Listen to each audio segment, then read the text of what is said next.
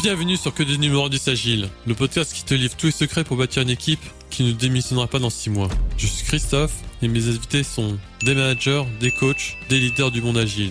Avec eux, nous allons décrypter leur parcours, leur réussite et leur passion de bâtir des équipes performantes sans négliger l'humain. Sans plus attendre, place à l'épisode du jour.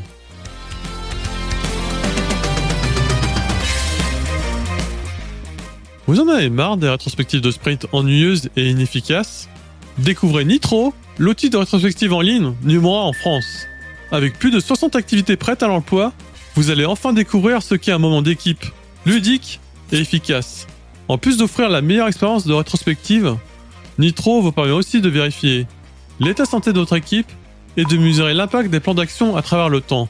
Nitro rassemble donc tout ce qu'il vous faut pour aider votre équipe à s'améliorer en continu. Aujourd'hui, Nitro est adopté par plus de 48 utilisateurs à travers le monde et compte parmi ses clients L'Oréal, Decathlon ou Leroy Merlin. Je vous invite donc à essayer Nitro gratuitement dès aujourd'hui. Et je vous donne rendez-vous sur le site nitro.io/fr. Ça s'écrit Nitro, N-E-A-T-R-O. Plus d'informations dans les ressources de l'épisode.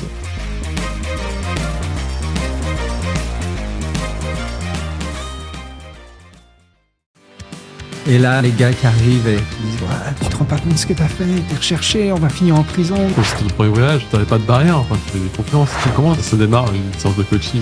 Quand t'as interviewé tous ces gens-là qui sont à des postes stratosphériques, tu vois, ils disaient hey, on a un petit gars, il est plutôt pas mauvais, donc si nos équipes elles ont besoin d'un coach, c'est lui qu'il faut appeler. Tu vois, quand tu es sur LinkedIn, il y a tout le monde qui te voit, il y a tes RH, il y a ton boss, il y a tes clients, tu vois. Je peux comprendre que c'est difficile à surmonter. Bonjour à tous et à toutes. Bienvenue dans ce nouvel épisode du podcast Que du numéro 10 Agile. Je suis Christophe et aujourd'hui j'ai l'honneur de réinviter Jérémy Coenon. Jérémy qui est coach de dirigeants et qui est aussi celui qui a été primé comme l'épisode le plus écouté de mon podcast depuis l'année dernière. Donc c'était obligé que je le réinvite parce qu'il a des histoires de dingue à raconter. Donc Jérémy, est-ce que tu peux te présenter brièvement ? Eh ben, écoute, merci de m'accueillir ici et ravi d'être une nouvelle fois avec toi.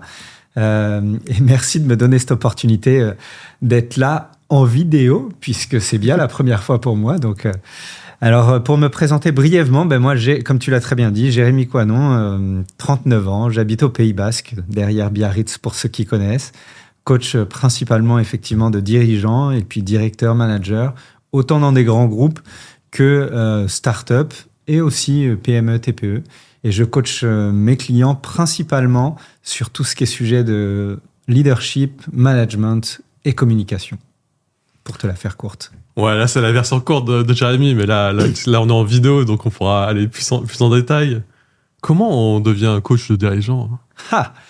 Est-ce que tu veux la version de comment on devient un coach classiquement de dirigeant ou comment je suis devenu coach de dirigeant ? Je pense que les auditeurs et les auditrices veulent ta vraie histoire, en fait. Okay. la longue story. Ok, mais rassure-toi, tu vois, on est tout seul. On est entre nous. Nous. Je peux parler. Alors, comment Jérémy Coenon devient coach de dirigeant? Et presque, on pourrait tourner la question sur comment on part en voyage, comment on va en Inde se faire arnaquer, manipuler, séquestrer, vider les comptes en banque et que ça nous amène à coacher des dirigeants de grandes maisons de luxe françaises ou de grands dirigeants de grandes entreprises. Ça te dit que je raconte cette partie-là ? Ouais, vas-y. Bon, alors pour te la faire courte, et j'aime bien le dire comme ça, moi au départ, je suis tout sauf dans ce monde-là. Je suis ingénieur agronome, fonctionnaire pendant 10 ans qui travaillait dans la gestion des milieux naturels. Donc, vraiment rien à voir avec ce monde-là. Et en 2016, j'étais dans une petite structure qui s'occupait des rivières. Et ma directrice de l'époque part en congé maternité et me dit « Écoute, Jérémy, t'es le plus ancien, t'as qu'à reprendre un petit peu mes missions, mais t'inquiète pas, tout roule, il n'y a rien à faire. » Et effectivement, je reprends les missions. Et ça roulait dans le sens où il n'y avait pas de problème particulier. Mais là, je me suis rendu compte qu'il y avait un potentiel extraordinaire avec cette équipe. Et pendant 1 an, on a fait doubler les effectifs, doubler les projets et je me suis passionné pour tous ces sujets de communication, de management et de comment créer un collectif qui crée des choses extraordinaires. Et j'ai eu l'impression de bosser avec une bande de potes comme ça. Et du coup, quand elle est rentrée, ma directrice, et que je devais reprendre ma place, mon boulot, je me suis dit, non, ça va pas le faire. Donc, je vais en profiter pour faire un truc que j'ai eu peur de faire pendant de nombreuses années. C'est prendre un billet aller simple pour partir en voyage. Et voilà, pas partir en voyage 3 semaines, mais partir 1 an. Et je suis parti au départ au Népal, parce que j'aime beaucoup faire de la montagne. Et j'ai vadrouillé en Asie du Sud-Est, au Sri Lanka, Birmanie, et j'ai fini en Inde, où j'ai eu l'occasion de rencontrer le Dalai Lama en public teaching et de traverser les Himalayas à pied pendant 600 km en solo, sans tente, et vivre des trucs extraordinaires. Et là, j'allais finir à Rishikesh, qui est un peu la Mecque du yoga, pour faire une formation de prof de yoga, parce que je me disais, c'est pas mal comme reconversion prof de yoga. Et sauf que ça s'est pas passé comme prévu. J'ai 2 charmants Indiens dans la rue qui m'ont invité à boire le thé avec eux, qui ont discuté avec moi et qui m'ont fait accepter de les suivre sur une histoire bizarre de transfert de bijoux entre l'Inde et la France. Et là, j'accepte. Et là, en fait, je me retrouve le soir même à 2h du matin à New Delhi, complètement les yeux comme ça, à faire un transfert de bijoux avec des mallettes, machin et tout. Et le lendemain, d'avoir la douane qui m'appelle en me disant « Mr. Koinon, it seems that you're doing something illegal ». Et là, les gars qui arrivent, parce qu'ils étaient plusieurs, et qui disent « Tu te rends pas compte de ce que t'as fait, t'es recherché, on va finir en prison, mais les petits blancs comme toi, tu sais pas ce que ça devient en prison, mais tu vas te faire violer, puis massacrer ». Et puis là, qui me font monter la sauce, quoi, et on part en cavale, se cacher, soi-disant, au fin fond du Rajasthan parce qu'on est cherché par les policiers. Et à ce moment-là, du coup, ils me disent « Écoute, combien t'as sur ton compte en banque ? Parce que nous, on a déjà mis 50 000 balles pour essayer de soudoyer la douane, pour essayer de te renvoyer en France et puis de régler le truc et tout. » Et puis là, c'est ta vie versus ta thune. Donc, à ce moment-là, je réfléchis pas. Et puis, ça faisait déjà quelques jours qu'ils me manipulaient. Donc, ton cerveau est déjà bien retourné. Et là, j'ai 20 000. Et puis, tu organises le virement des 20 000 euros. Et une fois que les 20 000 euros ont été transférés, hop, ils me renvoient en France en état de stress post-traumatique aigu. Et je te fais la version un tout petit peu plus longue que celle que je fais d'habitude, si ça te va. Ouais, vas-y, j'ai plein de questions là. Vas-y, si tu veux une question, comme tu veux. Ouais. Ok, vas-y, je te les pose direct, comme ça. T'avais déjà l'habitude de voyager avant, ou c'était ton premier grand voyage ? C'était mon premier grand voyage. D'accord. Ouais. Et du coup, j'étais content quand je suis parti, parce que j'avais surmonté une peur que j'avais depuis 10 ans, où je m'étais dit, j'aimerais trop partir voyager seul. Et là, ça a été l'occasion de le faire. Ouais, t'as voyagé seul. Moi, avant, quand je voyageais seul, tu vois, ça m'a ouvert, les chakras ou les skills se cachés, tu vois. Ouais. Tu vois, moi, je suis introverti. J'aime bien rester seul dans ma chambre à jouer aux jeux vidéo ou à cousser des figurines, tu vois. Mais le voyage, tu vois, ça m'a appris justement à m'ouvrir et aussi à me débrouiller dans les terres inconnues où je connais pas la langue des pays, tu vois. Et toi, direct, t'es passé direct comme ça. C'était en Inde, c'est ça, ouais. Ouais. Alors, ce qu'il faut comprendre, en fait, j'ai vécu un petit peu la même chose que toi, c'est-à-dire que je suis parti au Népal, j'ai fait de la montagne. En plus, je me suis retrouvé avec un pote, donc ma peur de voyager seul, une fois que j'avais pris mon billet, elle avait disparu, et du coup, c'est marrant, on a fait de la montagne avec un pote. Et après, pendant presque 10-11 mois, j'ai eu l'occasion de voyager, de découvrir plein de trucs, de m'ouvrir à plein de choses. Et même, moi, je suis ingénieur de formation, donc tu sais, le mec un peu cartésien et tout, et de m'ouvrir à des choses que je connaissais pas, qui étaient le yoga, un peu la méditation, tout ça. Et ça n'est que finalement en août 2016, donc 1 mois et demi avant ma date supposée de retour en France, que je me suis fait choper, en fait. Voilà. Et durant les premiers mois, t'avais jamais eu de problème, en fait. Et non. Et c'est intéressant ce que tu soulèves, puisque on pourrait se dire, mais c'est fou, le mec, il s'est fait choper. Et moi-même, et ça jouera pour ce qui s'est passé après, comment je suis devenu coach, mais j'ai eu un moment où je me suis dit, mais t'es qu'un gros blaireau, Jérémy. Comment t'as pu faire pour te faire choper ? T'es censé avoir un cerveau qui marche à peu près, et tu t'es fait avoir, mais comme un bleu. Et je pense qu'il y a 2 choses qui ont joué en ma défaveur, 2 biais, on va dire, un peu presque cognitifs. Le premier biais, c'est ce qu'on appelle le biais d'excès de confiance.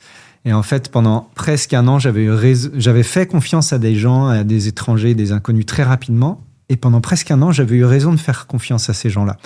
Donc, dans ma tête, en fait, rencontre après rencontre, il y avait tout le monde est gentil presque.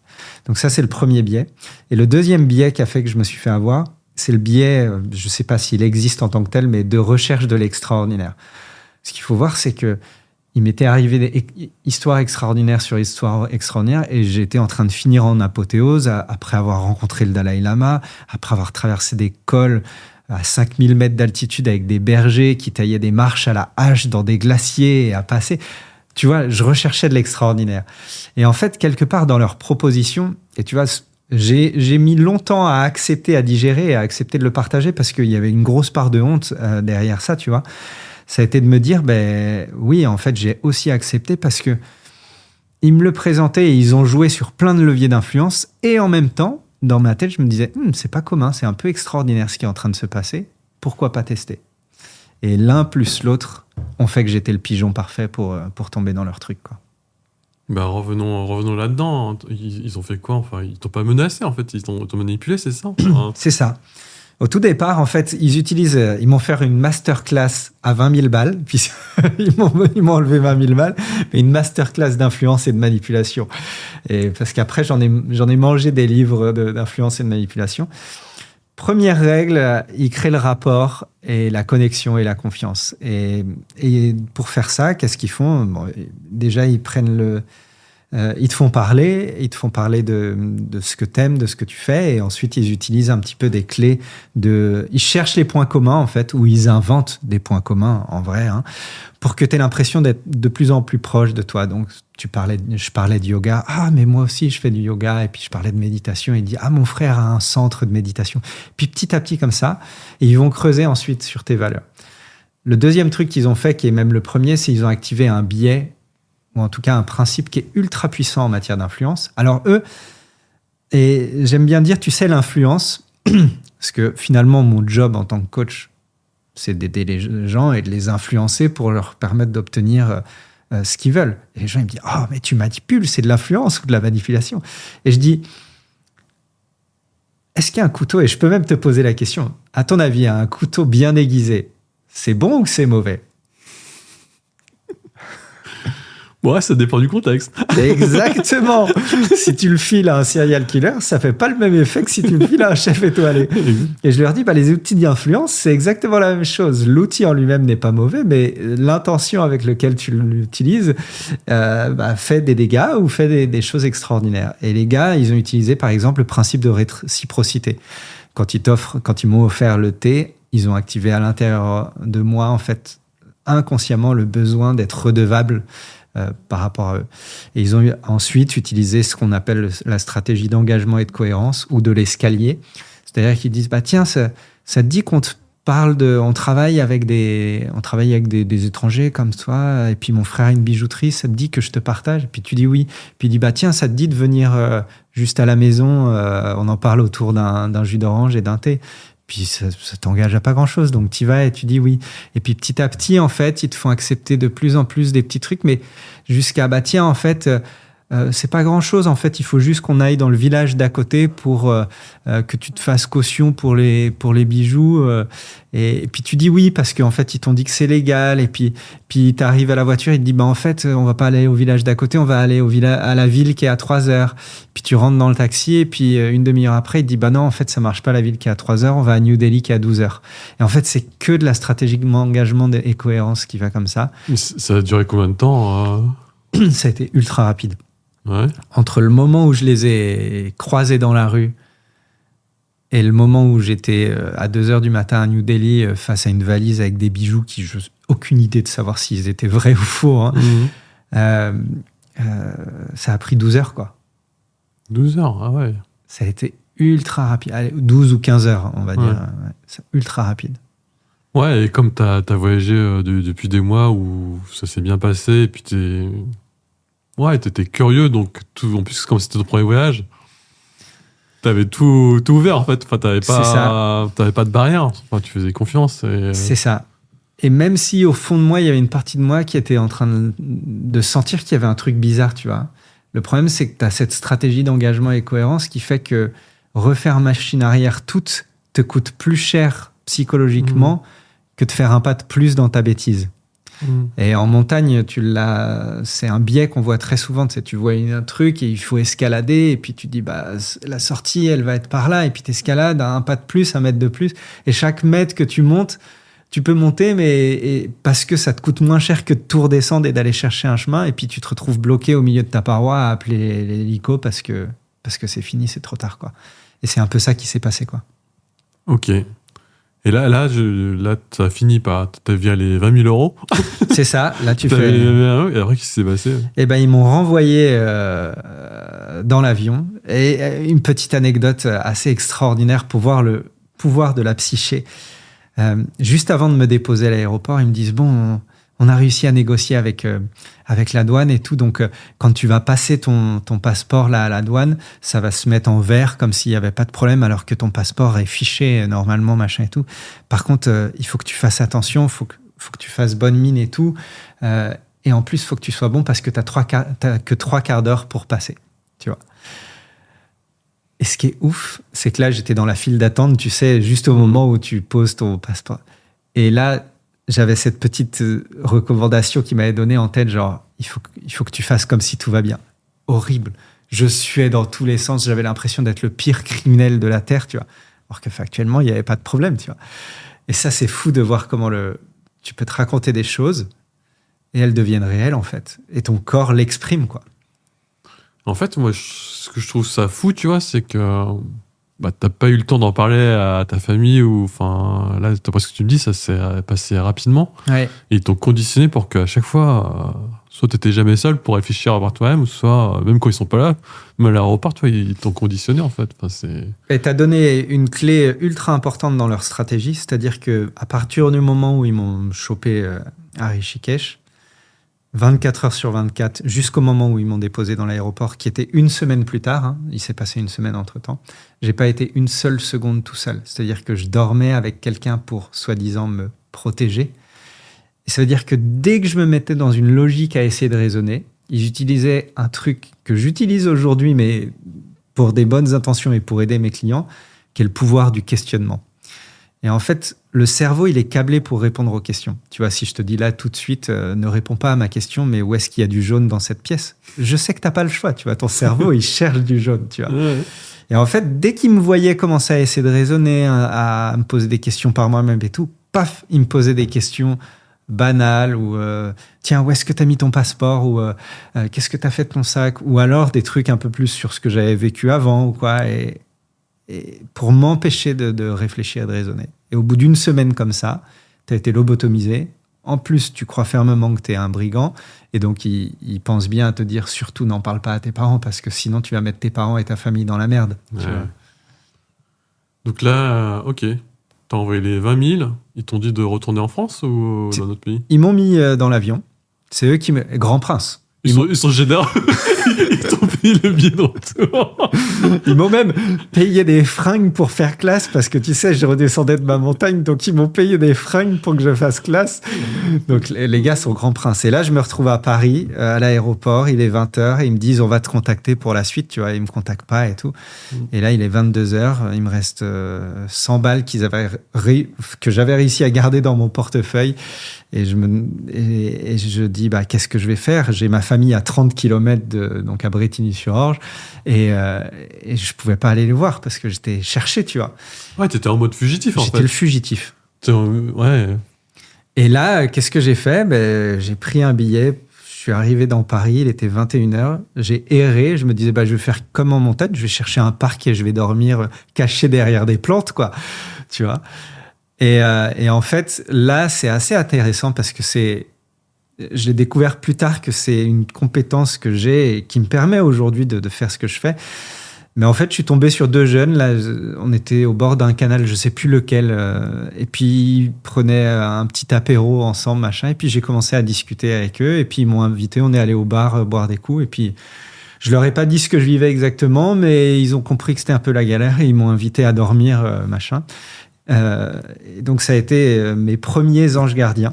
Et ce qui est fou, c'est qu'il y a si jamais il y a Donc la personne qui m'a invité, elle s'appelle Claire et elle avait son coloc. Et Claire, elle m'a laissé un mot le lendemain matin. Elle partait travailler. Elle dit j'ai l'impression que c'est pas simple pour toi. Si tu as besoin, n'hésite pas. Elle m'avait laissé son numéro de téléphone. Et j'ai déchiré le numéro parce que j'étais en mode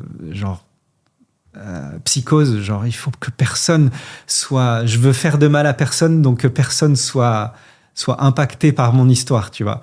Et donc, si un jour Claire entend ce podcast, elle saura combien. Tu l'as jamais recontacté mais j'ai jamais pu puisque j'avais déchiré le mot et donc après pendant une semaine j'ai erré dans Paris en mode entre guillemets SDF dans le sens où ils m'ont versé de l'argent par Western Union pour que 300 € pour que je dorme dans des auberges, mais après t'as tes journées où t'attends parce qu'ils te disent attends, on est en train de régler le problème et en fait, tu n'as plus d'objectif de vie, tu attends.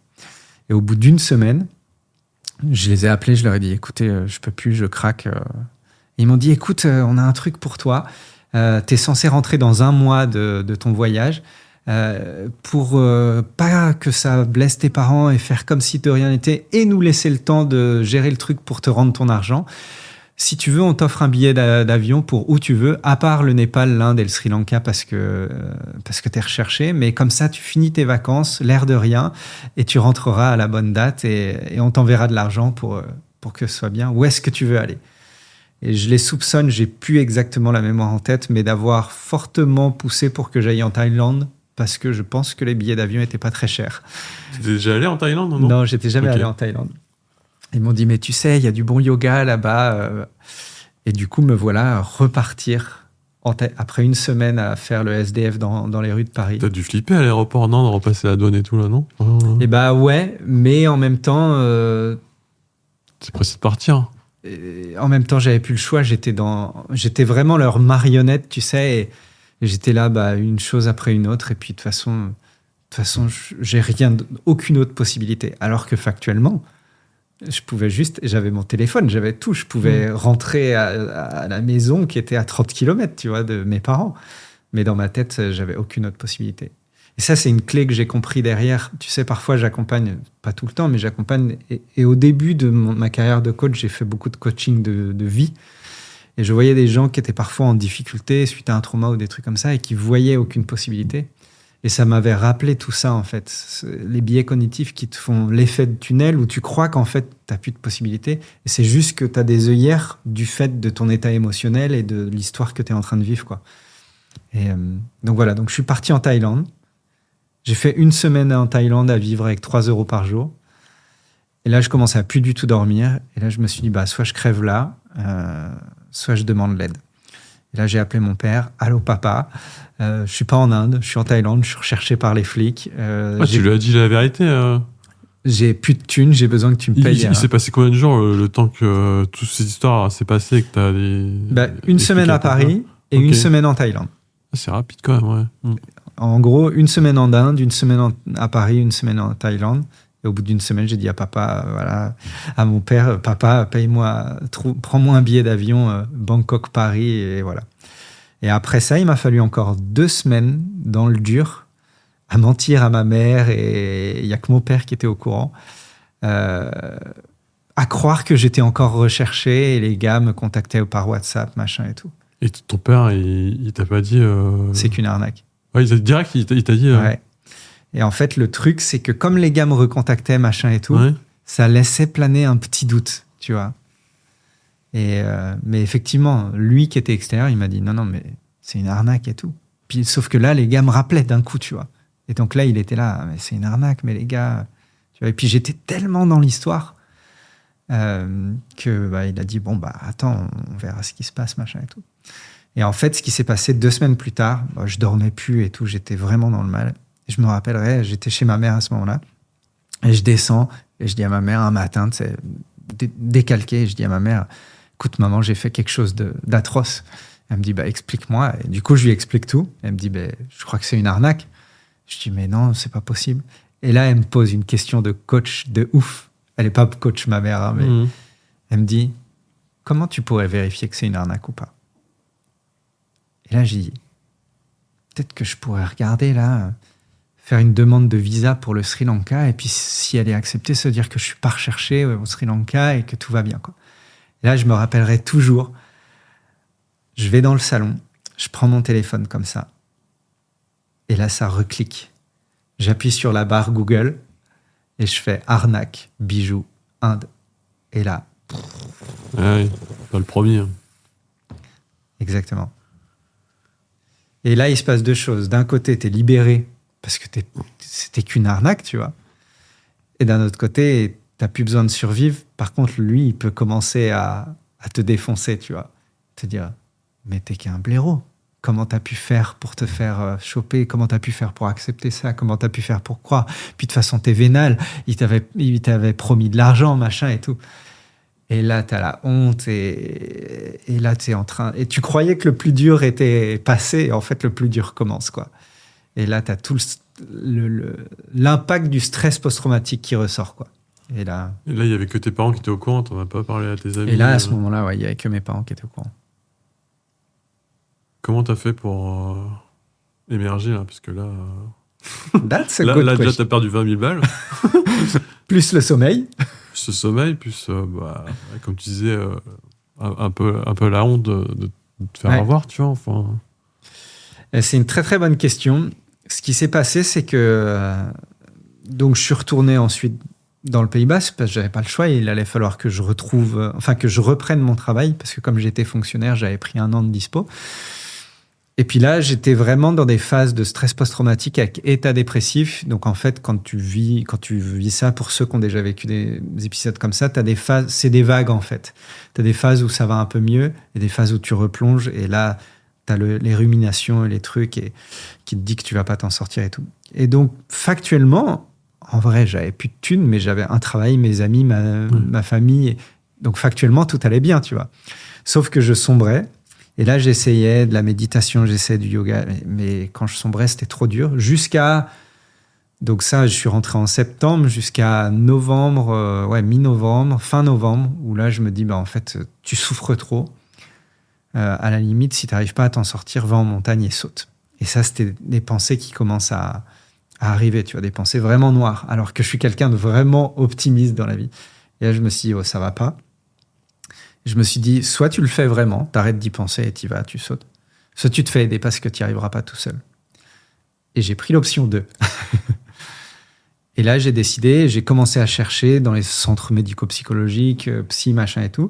Et je suis tombé, parce qu'il faut trouver la bonne personne, c'est ça qui est pas facile, et je suis tombé sur une hypnothérapeute qui m'a aidé, je sais pas si t'as entendu parler, l'EMDR, tu sais, tu fais des techniques où tu fais bouger les yeux, à libérer le traumatisme, et en tout cas à retrouver du sommeil, parce que ça, c'était vraiment dur à ce moment-là.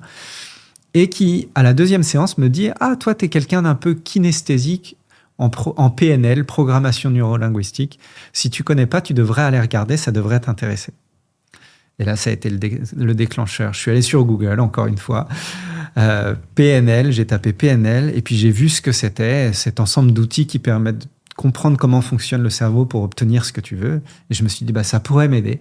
Et là, j'ai commencé à aller sur YouTube, à prendre des exos de PNL, tu vois, à tout scripter et à tout appliquer sur moi, tu vois, à faire tous les exercices.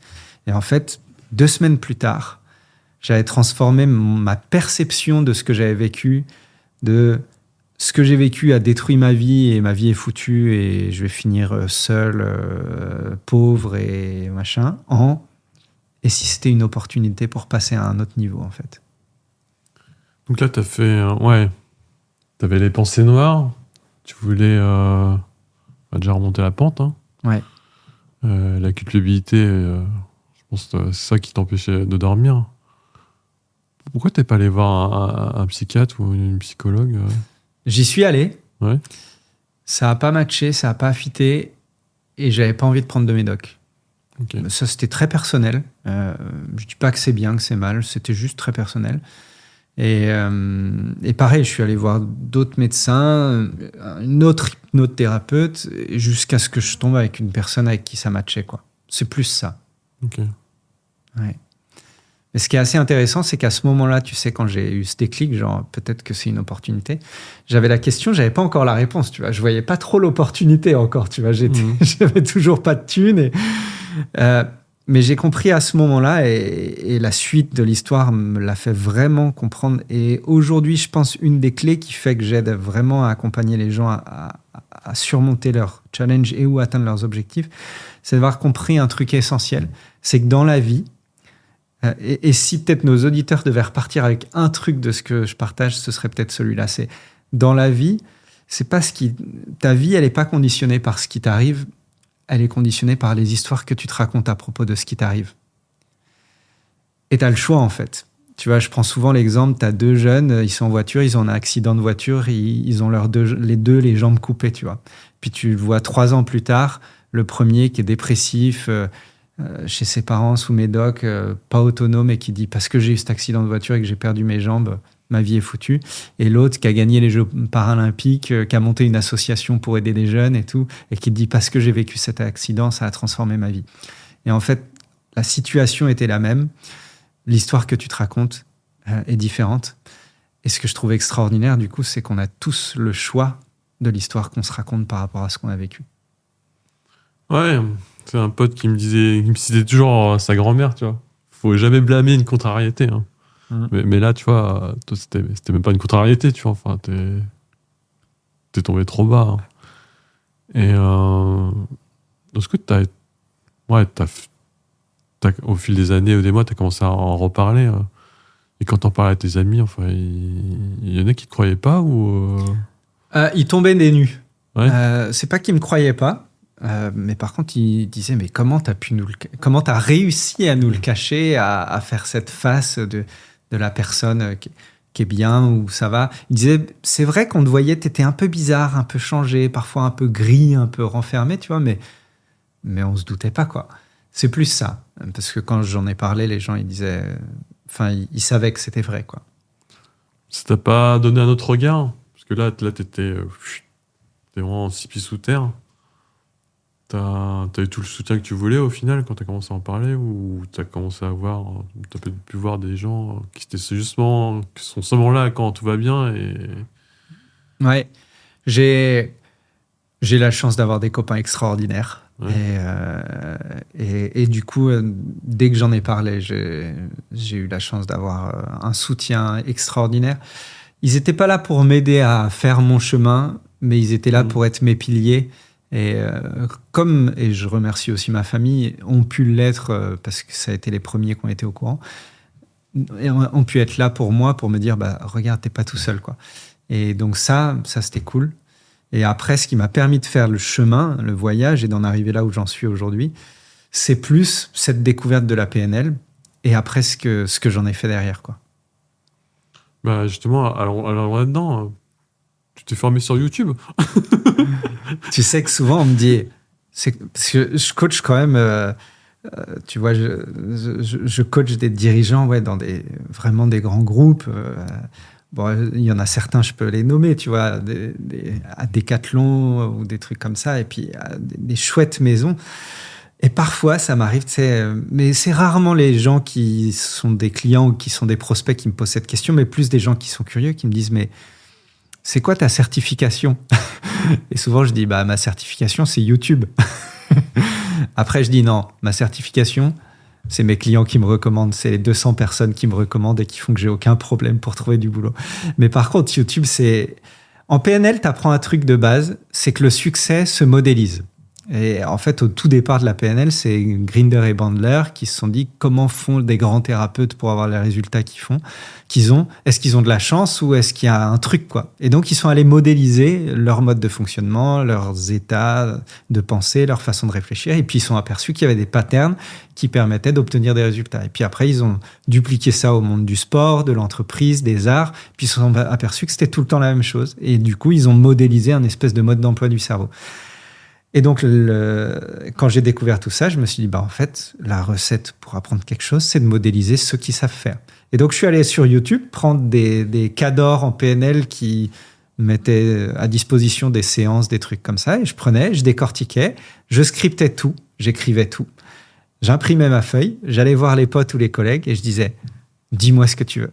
Tu veux lâcher ta phobie des araignées, avoir confiance quand tu parles à tel moment, mieux communiquer dans telle situation, mieux gérer tes émotions là, arrêter de fumer. Dis-moi ce que tu veux, c'est la liste au Père Noël, on va tester. T'as pratiqué en fait. T'as pratiqué sur le terrain, tu vois. Exactement. Moi, le truc que je vois, hein, que ce soit dans... Moi, je suis dans le milieu de l'IT, hein. Donc j'accompagne les développeurs et les organisations à travailler mieux et à donner de la valeur aux clients, tu vois. Et moi, ce que j'ai vu, tu vois, c'est que dans le monde de l'entreprise, on va pas se mentir. Comme tu as dit, tu as ta certif, machin bulle, tu vois. Mais le but, tu vois, d'avoir ta certif, oui, ça peut rassurer en entretien, tu vois. Mais ça n'enlèvera rien, ou en fait, c'est juste le début d'apprendre, en fait. T'as tout compris. Si tu pratiques pas sur le terrain et que, oui, tu as ta certif, super, génial, et que tu pratiques pas, parce que tu vas te confronter au contexte et à la culture d'entreprise. Et forcément, ça, c'est écrit nulle part, tu vois, et chaque entreprise est différente. Et c'est sûr que tu vas galérer. Enfin, tous les gens qui me disent j'ai jamais galéré, j'ai ma certif, je suis un pro, j'y crois pas, tu vois. Et toi, tu vois, t'as pratiqué avec tes amis. Donc, au départ, avec les amis. Ok. Et les collègues qui étaient des potes. Ouais. Et puis après, les amis en parlent à des amis. Puis les amis des amis en parlent à des amis. Et puis, il faut croire que j'avais un peu une fibre pour ça et que ça marchait bien. Et puis au départ, t'es payé en boîte de pâté et en bouteille de vin, tu vois, sur donation, comme j'aime dire. Mais j'ai pratiqué. Et puis tout ce qui était possible, tu vois, j'ai une personne, un ami qui me dit « Ah ouais, j'aimerais bien arrêter de fumer ». Je faisais « Attends une seconde ». J'allais sur mon ordi, je regardais « Arrêter de fumer grâce à la PNL ». Je regardais sur YouTube s'il y avait des trucs comme ça. Je prenais, je scriptais, je dis « Tu veux pas être mon cobaye ?» Et ça, c'est une petite clé. Alors, s'il y a certaines personnes qui sont dans l'accompagnement ou dans le coaching, tu vois, la certification, ça a un avantage. L'avantage de la certification, je trouve, c'est la formation qui t'amène à la certification. Donc, ça te donne des bases, ça te permet de comprendre, machin. L'inconvénient de la certification, c'est que ça te positionne en tant que pro alors que tu n'as pas l'expérience. Et du coup, ton syndrome de l'imposteur, cherches à avoir ta certification pour enlever ton syndrome de l'imposteur. Pour avoir discuté avec un certain nombre de jeunes coachs, en fait, ça leur augmente leur syndrome de l'imposteur parce que ça y est, ils sont coachs certifiés pro, mais comme ils ont peu d'expérience, ils ont d'autant plus de difficultés à aller se vendre et tout parce qu'ils se disent je suis pro, mais je suis pas certain de mes résultats, quoi. Ouais, c'est le début du voyage, en fait. Exactement. Et là, voilà, j'ai commencé en coachant tout ce que je pouvais, et puis de l'enfant qui dort pas dans le lit, autre part que dans le lit de ses parents, à voilà, la personne qui veut arrêter de fumer, aux danseurs du ballet de Biarritz, et puis petit à petit des sportifs professionnels, et puis des entrepreneurs petit à petit. Et ce qui était intéressant, c'est qu'en parallèle de ça, j'avais repris mon taf en tant que fonctionnaire. Et ma structure avait fusionné avec une grosse communauté d'agglos, avec 1300 collaborateurs. Et je voyais des collègues qui se sentaient pas bien, qui étaient un peu mal, à cause de problèmes de management, de communication et de hiérarchie. Et là, c'était vers 2021, tu vois, je me suis dit, mais il y a un truc. Quand tu aides un sportif professionnel, c'est top, parce que tu t'aides une personne, éventuellement son entourage. Mais si tu aides un manager, un directeur, voire même encore mieux, un dirigeant ou une dirigeante, tu vois, en fait, tu vas aider toutes les équipes qui travaillent avec elle ou avec lui, tu vois. Et là, je me suis dit, c'est ça que je veux faire. Je veux coacher ces gens-là. Sauf que là, j'avais CV Jérémy Coinon, fonctionnaire ingénieur agricole qui est parti faire du yoga en Inde. Moyen pour aller coacher des dirigeants. Et comment t'as fait alors ? T'es parti, hein ? Comment j'ai fait ? J'ai laissé mon ego de côté. Je me suis dit, de toute façon, t'es débutant. Et qu'est-ce qu'il faut faire quand on est débutant ? Il faut faire comme Grinder et Bandler, ils ont fait au début de la PNL. Il va falloir aller interviewer des gens sur le domaine qui t'intéresse. Et du coup, j'ai appelé 2-3 copains du lycée ou d'école qui avaient des postes de manager. Puis je les ai interviewés sur leur vision du leadership. Et à la fin de l'interview, je faisais 2 choses. La première, c'est que je disais... Merci pour tout ce que tu m'as partagé en termes de leadership, ton expérience, c'est juste extraordinaire pour moi. Donc, en échange, je t'offre une séance de coaching. Et la deuxième chose que je faisais, qui était la question à 1 million, c'est je disais, qui est-ce que tu connais personnellement, qui t'inspire en matière de leadership et que je devrais interviewer et pourquoi il faut que j'interviewe cette personne. Et ça, c'est la question extraordinaire parce que tu montes là, pif, paf, pouf, numéro 2 de Decathlon Monde, DRH de Bayer, DRH Decathlon France, Sanofi, HSBC, machin et tout. Et quand tu as interviewé tous ces gens-là qui sont à des postes entre guillemets stratosphériques, tu vois, et que tu as pris 1h30 avec eux, et puis que tu leur as offert une séance de coaching, et qu'ils savent comment tu coaches du coup, et ben, ils appellent les RH, et ils disent « Hey, on a un petit gars, il est plutôt pas mauvais, donc si nos équipes elles ont besoin d'un coach, c'est lui qu'il faut appeler. » Je caricature un peu, mais c'est quasiment ça qui s'est passé. Ok, bah, mais on va te mettre en condition alors. prenons un cas. Comment ça démarre une séance de coaching avec Jérémy? Ah, ça, c'est génial. La première chose, et ça fait écho avec ce que j'ai vécu, c'est que... Tiens, je vais te poser une question juste avant, si c'est OK pour toi. Imagine, tu as passé une journée pourrie de chez pourri. Tu rentres chez toi et tu as soit ton conjoint, ta conjointe ou un ami qui te dit « Hey, tu veux faire quoi ce soir ?» Et toi, tu as passé vraiment la journée pourrie du début à la fin. En général, tu as envie de répondre quoi? Là, c'est pas ma journée, je préfère être tranquille. Exactement. Parce que ton état émotionnel conditionne les pensées que tu vas avoir. Et le coaching, le principe du coaching, c'est d'amener à trouver des solutions pour atteindre les objectifs, dépasser des challenges et tout. Donc, comment je commence une séance de coaching? Les 3 premières minutes, qu'est-ce que je fais? Je fais ce qu'on appelle la création de la relation. Donc, on va parler, et c'est un truc important parce qu'en vrai, c'est ce qu'on fait aussi, et c'est ce que j'aide les managers, les leaders, les dirigeants à faire, c'est de ne pas sous-estimer le pouvoir de ces 5 premières minutes où tu dis, bah, comment ça s'est passé ton week-end? Ou alors, tiens, t'as fait quoi hier soir? Ou t'as mangé quoi hier? Tu vois? Et juste pour, sortir de la tension, du problème ou de l'objectif. Ça, c'est la toute première chose qui permet de créer une vraie relation d'humain à humain. Et la deuxième chose que je fais, et qui est peut-être pas commune, c'est que là où on aimerait bien plonger directement dans le vif du sujet en disant bah, « raconte-moi comment je peux t'aider, c'est quoi ton objectif et tout », première chose que je fais, c'est « raconte-moi 3 trucs cool de ces derniers jours ou de ces dernières semaines ». Et les gens sont obligés de me trouver 3 moments très précis, 3 choses qui sont passées et qui sont cool, même si c'est compliqué pour eux dans leur vie. Pourquoi je fais ça? Parce que ça oblige leur cerveau à se mettre dans un état d'aller se focaliser sur des choses ressources et sur de la gratitude. Et du coup, ils se mettent déjà dans un état émotionnel de gratitude. Et en fait, quand tu es dans cet état émotionnel-là, ben les solutions derrière, elles viennent beaucoup plus facilement. Voilà comment je commence 100% de mes séances de coaching. T'as mon secret. Et t'as des gens que t'as coachés ou... comment dire? C'est un peu dur à démarrer. Ouais. Parce que moi, tu vois, toi tu coaches les dirigeants, moi je coach les équipes agiles.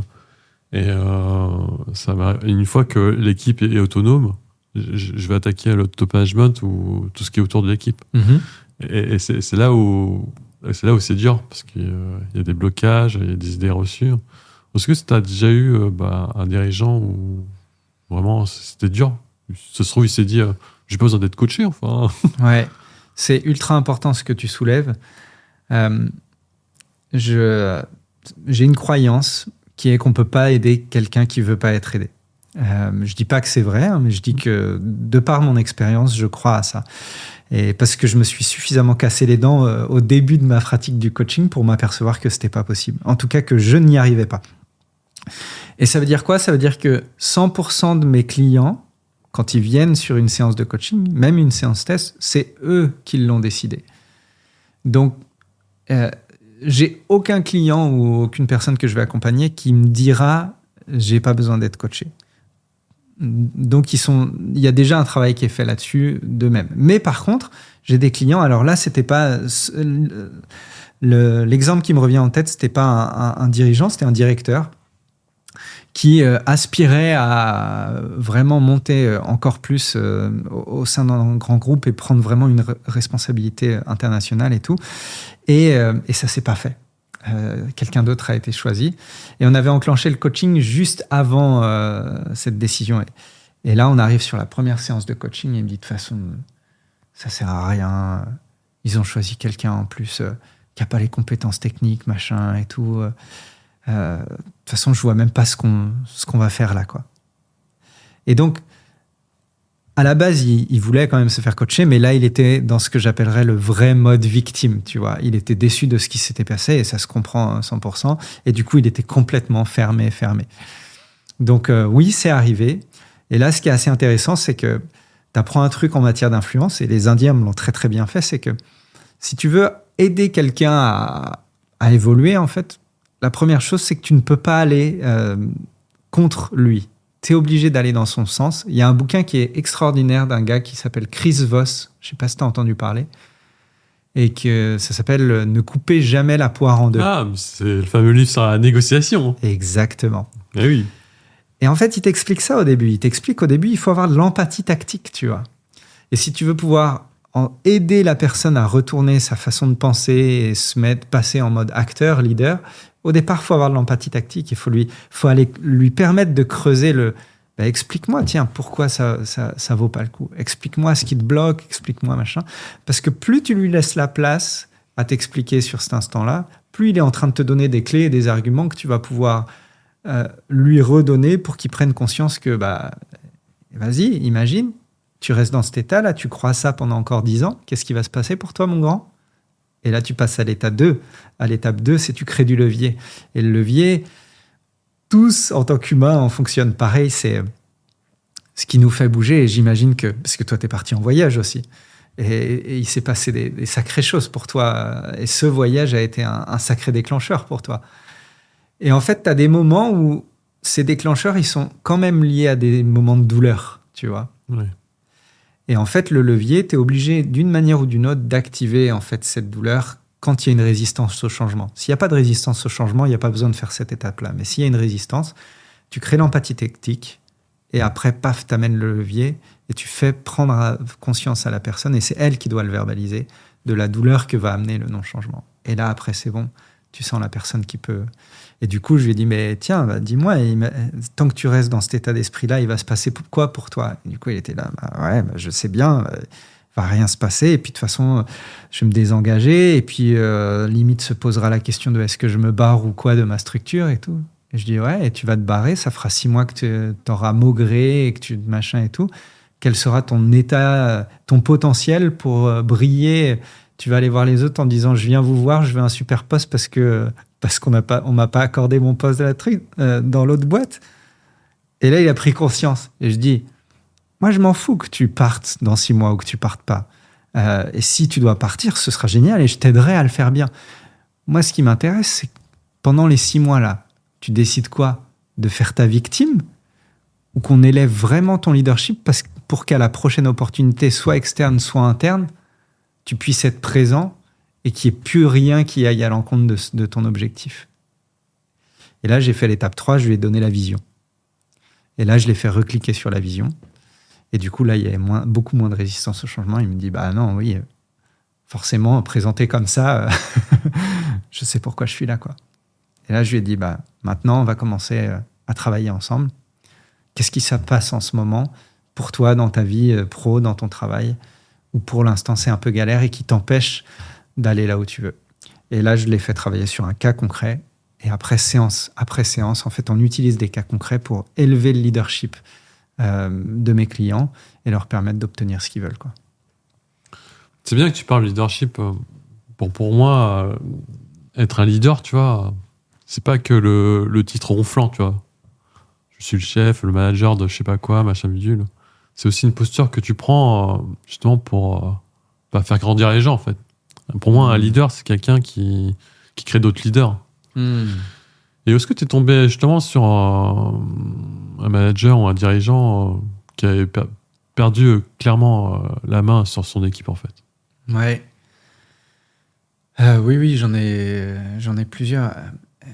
Est-ce que je partage celle que tu connais, qui était quand même assez extraordinaire ? Comme tu veux. Hein. Ouais. Parce que, pourquoi je te dis ça ? C'est parce que quand des dirigeants ils ont perdu la main et que du coup ils se redirigent je vais t'en partager vers le coaching.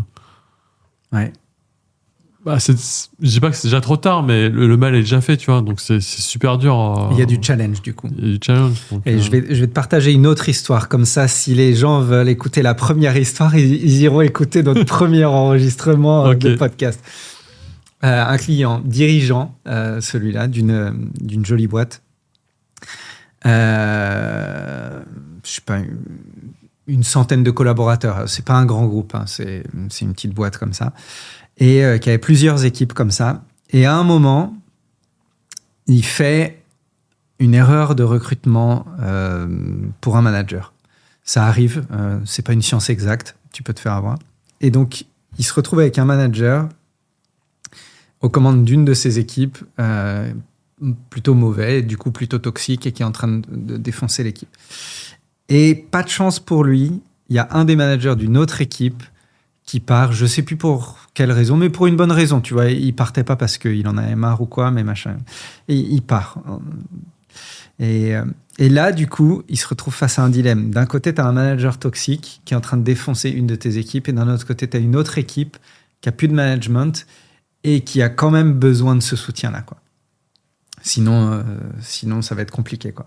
Et là, il prend le parti à ce moment-là d'aller sur l'équipe qui a plus de manager et d'aider l'équipe à tenir le cap, à se restructurer. C'était une grosse phase de croissance au plus, donc il y avait de la pression, il y avait des enjeux et tout, jusqu'à retrouver le bon manager, quoi. Il savait pertinemment ce qui se passait de l'autre côté, tu vois. Là, l'autre équipe, au fond du seau, 6 mois plus tard, et donc lui, 6 mois plus tard, a retrouvé un manager, et du coup, il s'arrange avec le manager toxique, et il arrive à le virer. Et il fait ça bien, c'est propre, machin et tout. Mais là, l'équipe, elle se sent totalement plus soutenue, du coup, des engagements énormes, plus de prise d'initiative, et puis de la rancœur, quoi. Et là, il me dit, écoute, comment je vais faire, quoi? Comment je fais? Et puis, j'ai ça, plus j'ai les investisseurs qui sont derrière mon dos, j'ai une pression de ouf, il y a de la croissance là-dessus, il y a des merdes à gérer, je peux pas être partout, comment je vais faire? Et là, je lui ai dit, ok, réfléchissons à ce qu'on va faire ensemble. Et la première chose, je lui ai dit, écoute, la première chose, si tu veux avoir de l'influence et de l'impact sur cette équipe qui, entre guillemets, t'en veut, ou au moins, en tout cas, est désengagée et puis a vraiment pris un coup dans l'aile, c'est qu'il faut pas essayer de cacher les choses sous le tapis. Tu vas aller les voir, et la première chose que tu vas faire, c'est que tu vas prendre 100% de ta responsabilité de leader, et tu vas dire que tu as fait de la merde. Et tu vas aller les voir, et tu vas dire, écoutez, je sais là où vous en êtes, je sais comment vous vous sentez, je sais ce qui s'est passé pour vous sur ces 6 derniers mois, et je cherche pas à m'excuser, je cherche juste à dire, je suis désolé, parce que c'était ma responsabilité, j'ai fait de la merde. Étape numéro 1. Et alors, il a accepté? Ouais, il a accepté parce que on avait déjà travaillé ensemble sur certains sujets. Il savait que ce qu'on faisait ensemble portait des résultats. J'ai une autre cliente qui m'a dit ça un jour. Elle m'a dit, avec toi, le plus difficile dans le coaching, c'est les 2 premières séances. Parce qu'on fait des trucs, ça fait flipper. Mais après, une fois qu'on voit que ça marche, bah, tu nous fais faire des trucs challenging, ambitieux et tout. Mais comme on sait que ça marche, il n'y a pas de problème. Et du coup, là, il a trouvé le courage parce qu'on avait déjà créé cette relation où on avait, et il avait produit des résultats. Il a dit, OK, j'y vais, je le fais. Et donc, étape 1, bam, réunion, tac, désolé les gars, j'ai fait de la merde. La première chose quand tu fais ça, c'est que tu suscites et tu génères un sentiment d'empathie de la part de ton équipe. Même s'ils sont dans le dur, même si machin et tout, en fait, forcément, quand tu es être humain et que tu n'es pas un psychopathe, tu te dis, on est un peu désolé pour lui qu'il ait fait de la merde. Et donc, inconsciemment, on va essayer soit de soutenir, soit de minimiser, de dire, non, mais c'est pas grave, machin et tout. Donc ça, c'est la première étape. Attends, mais je vais te faire l'avocat du diable, tu vois. Vas-y.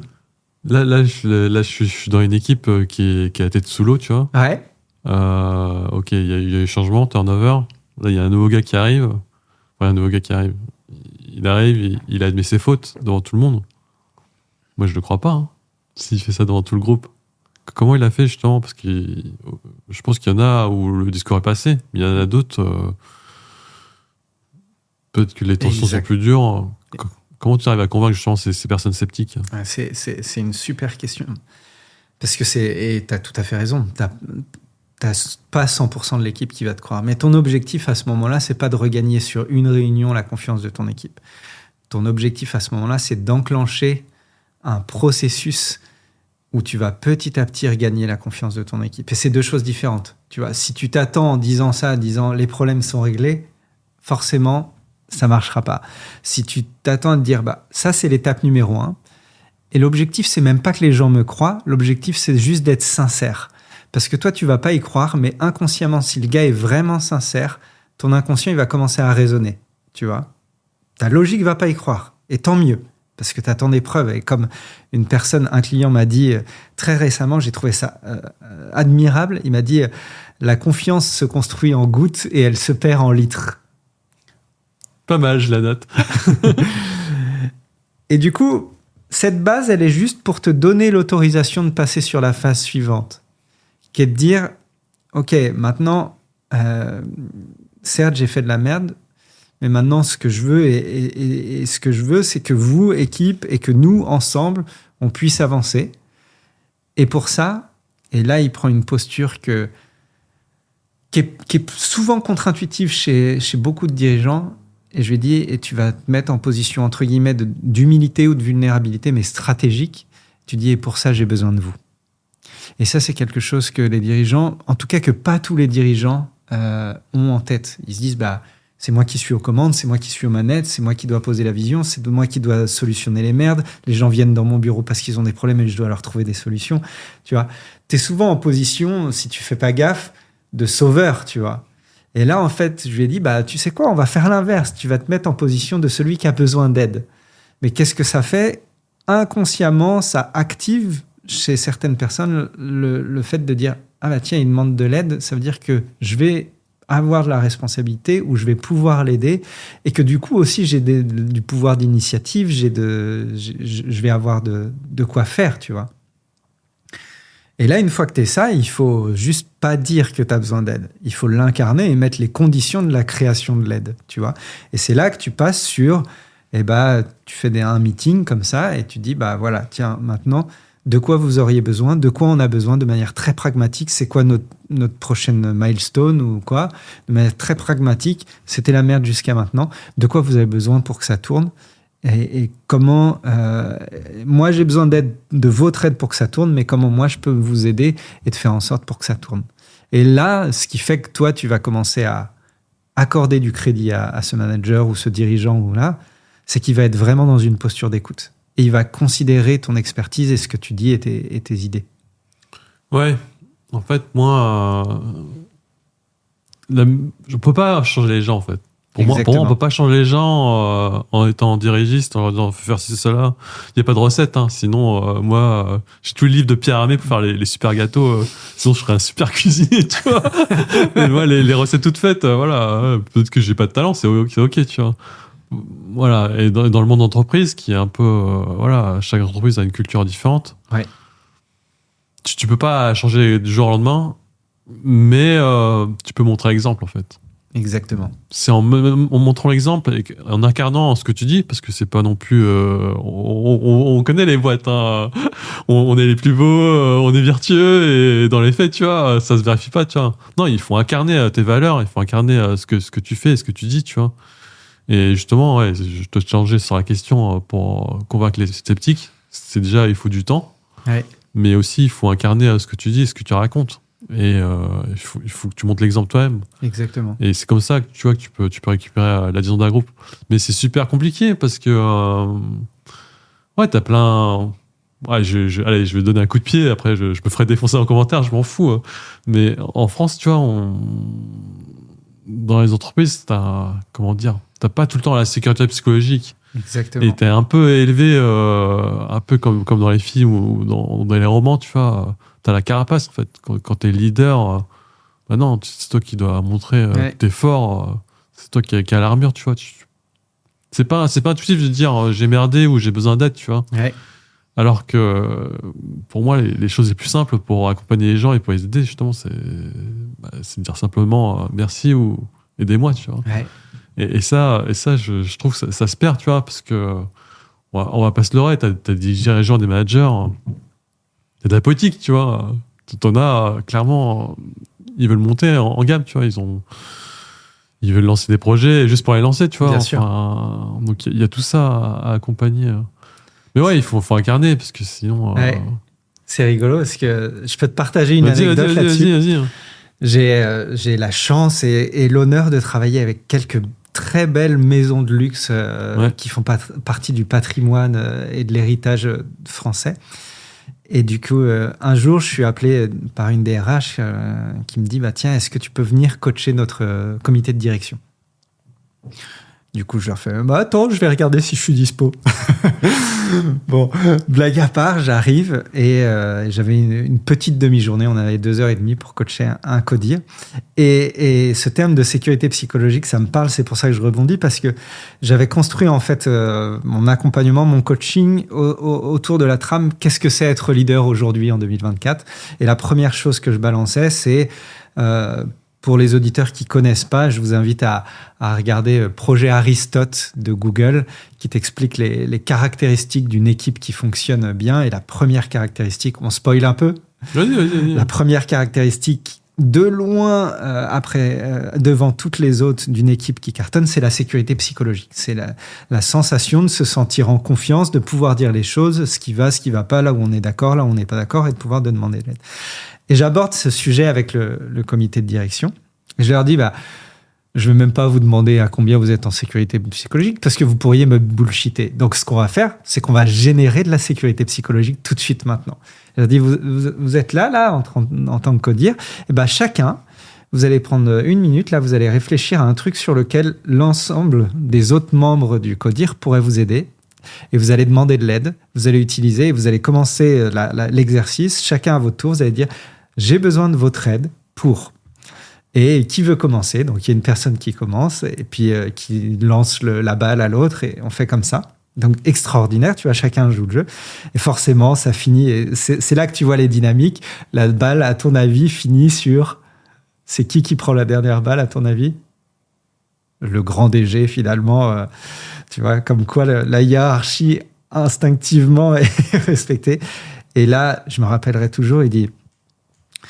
Mais j'ai besoin de votre aide pour plus avoir la sensation d'avoir à porter sur les épaules la prise de toutes les décisions. Et là, j'ai vu tous les membres du codir avec des regards comme ça qui me disent « Quoi ? Mais on croyait que c'était ce que t'attendais depuis tout le temps, quoi. » Et là, je me suis dit « Quel moment extraordinaire !» On a créé les conditions de la sécurité psychologique parce que chacun a joué le jeu et chacun a pu se montrer vulnérable, mais pas vulnérable faible, vulnérable dans le sens stratégique de comment on crée un collectif en sachant pertinemment qu'on a besoin les uns des autres, tu vois.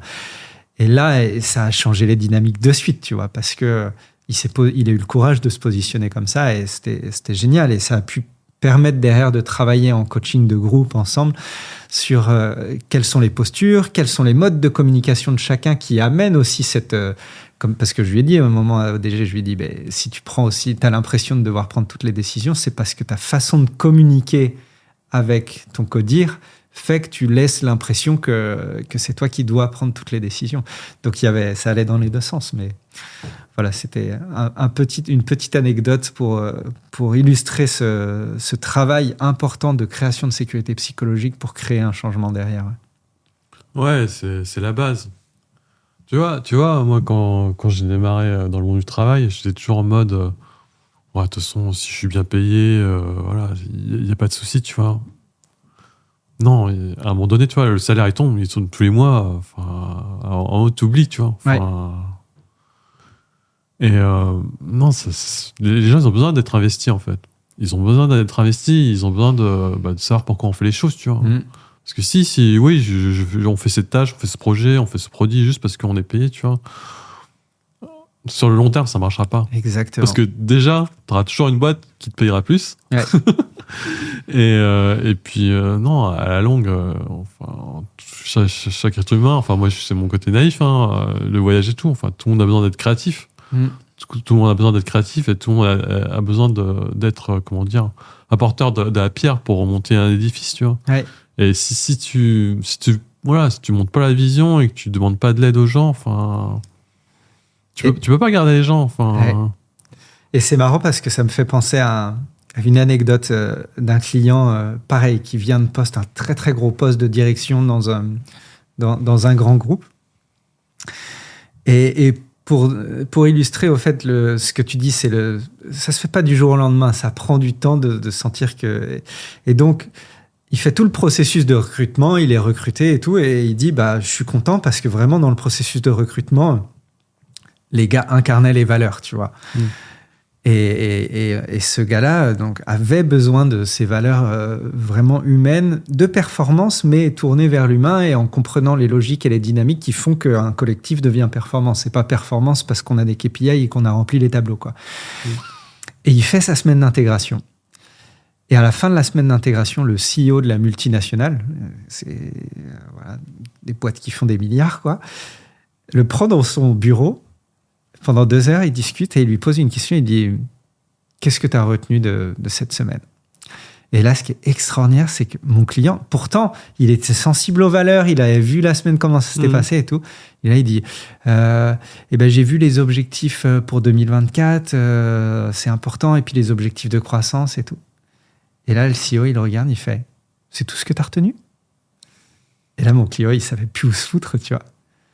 Et là, le CEO, il lui dit « Mais moi, ce que je voulais que tu retiennes, c'est que là, t'es en train de prendre ton poste, il y a une semaine d'intégration, et t'as vu comment ça se passe la semaine d'intégration. On est tous là les uns pour les autres, et qu'on va te donner du temps pour que tu puisses être compétent et performant, et que surtout, si t'as besoin d'aide, on est là pour t'aider.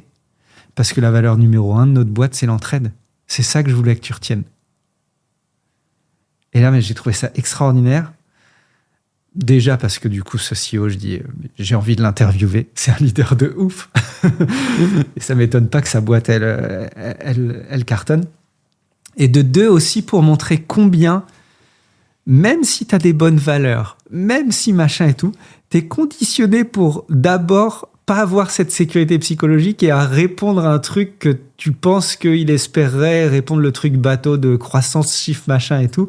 Là où le gars, il attendait juste que tu dises « Putain, je me suis senti épaulé, machin et tout. Je sens que je vais pouvoir compter sur mes pairs, sur toi et sur tout le monde. » quoi. Et je dis, tu te rends compte, le gars, t'imagines son tarif horaire du CEO, là, ce que ça représente. Il a pris 2 heures avec toi pour que tu retiennes 7 leçons. Donc, tu as intérêt à l'incarner. Et du coup, après, on a travaillé dans le coaching sur comment l'incarner et comment incarner et pas être juste celui qui donne de l'aide, mais comment être celui aussi qui demande de l'aide, quoi. Et c'était intéressant. Ouais, non, mais c'est... Les gens, ils ont envie d'aider les autres, tu vois. Enfin, ils ont envie d'avoir du sens et d'aider les autres, tu vois. Et ouais, après, ça dépend de la culture d'entreprise, ça se perd, tu vois. Moi allez, partons un peu sur un peu ce que je vois sur LinkedIn. Et tous les posts sur les managers toxiques et tout. Est-ce que, justement, voilà. Est-ce que tu as déjà coaché un dirigeant, un manager qui tu sentais qui avait du mal et qui était un peu toxique? Moi, je vais le dire direct, j'aime pas la notion de toxique parce qu'il y a aussi, ça peut être aussi l'équipe qui a des comportements toxiques, ça peut aussi être la boîte qui fait que tous les gens sont toxiques. Il n'y a pas que le manager toxique, tu vois. Exactement. Mais recentrons un peu à dire, est-ce que tu es déjà tombé sur un manager où clairement l'environnement... Et c'est important. Et pour répondre à cette question, et oui, et je vais te donner l'anecdote, mais juste, tu as fait une distinction qui est essentielle. Tu as dit, j'aime pas les managers toxiques, et puis il y a des équipes, il y a des gens. Et après, tu as dit, mais en fait, il y a des gens qui ont des comportements toxiques. Et je te rejoins à 100%. En fait, c'est pas les gens qui sont toxiques, c'est les comportements qui sont toxiques. Et ça fait toute la différence, parce qu'une personne, tu peux pas la changer. Christophe, c'est Christophe. Jérémy, c'est Jérémy. Bidule, c'est Bidule, tu vois. Mais par contre, nos comportements, on peut les faire évoluer, quoi. Et là où je suis clairement convaincu qu'il n'y a pas de personne toxique en soi, ou alors on est dans des cas de la psychiatrie, mais dans ce cas-là, c'est pas notre sujet, quoi. Mais par contre, je suis convaincu qu'il y a des comportements toxiques, et salement toxiques.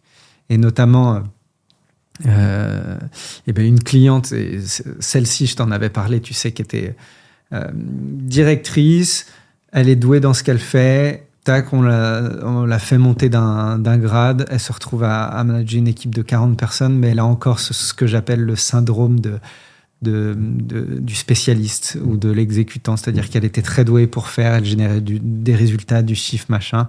Puis elle est montée grâce à ça.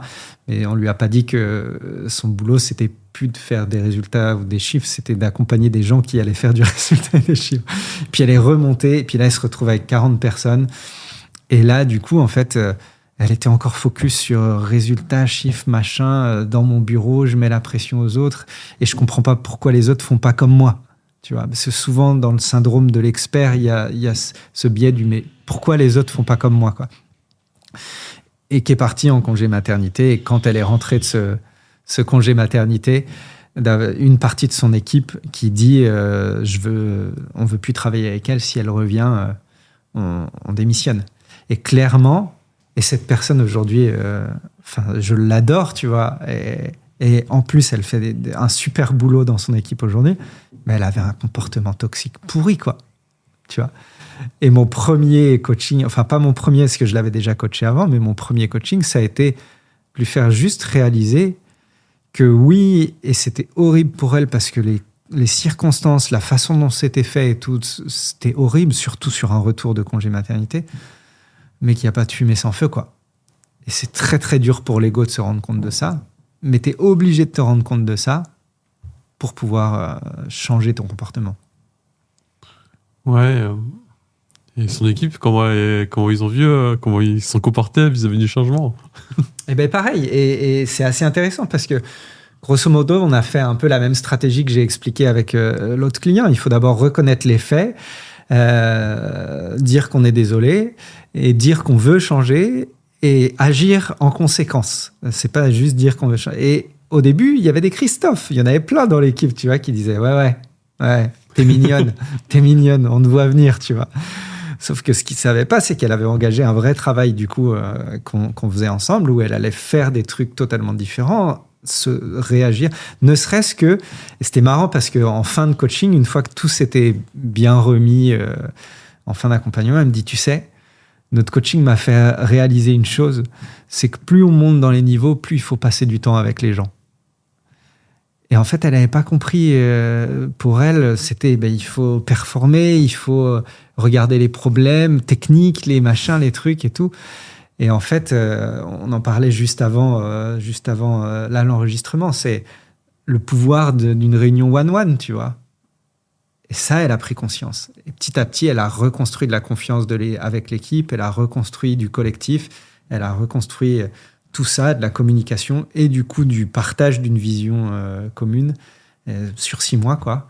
Et après, elle recevait des emails, bravo pour les changements que tu as faits et pour la façon dont tu conduis l'équipe, quoi. Ouais, ça me rappelle une petite anecdote. J'avais un manager, tu vois. Clairement, il est apprécié par son équipe. Ok. Il est apprécié par son équipe. Il y a très peu de turnover. Les gens, ils savent que voilà, il est en plein dans la politique, tu vois, mais il arrive à jongler, il arrive à protéger son équipe. Et ça, clairement, c'est cool. Par contre, comme dans toute entreprise, il y a des moments où c'est un peu où ça va pas. Mm-hmm. Il me disait en fait, je sens que ça va pas, mais personne m'en parle en fait. Personne m'en parle et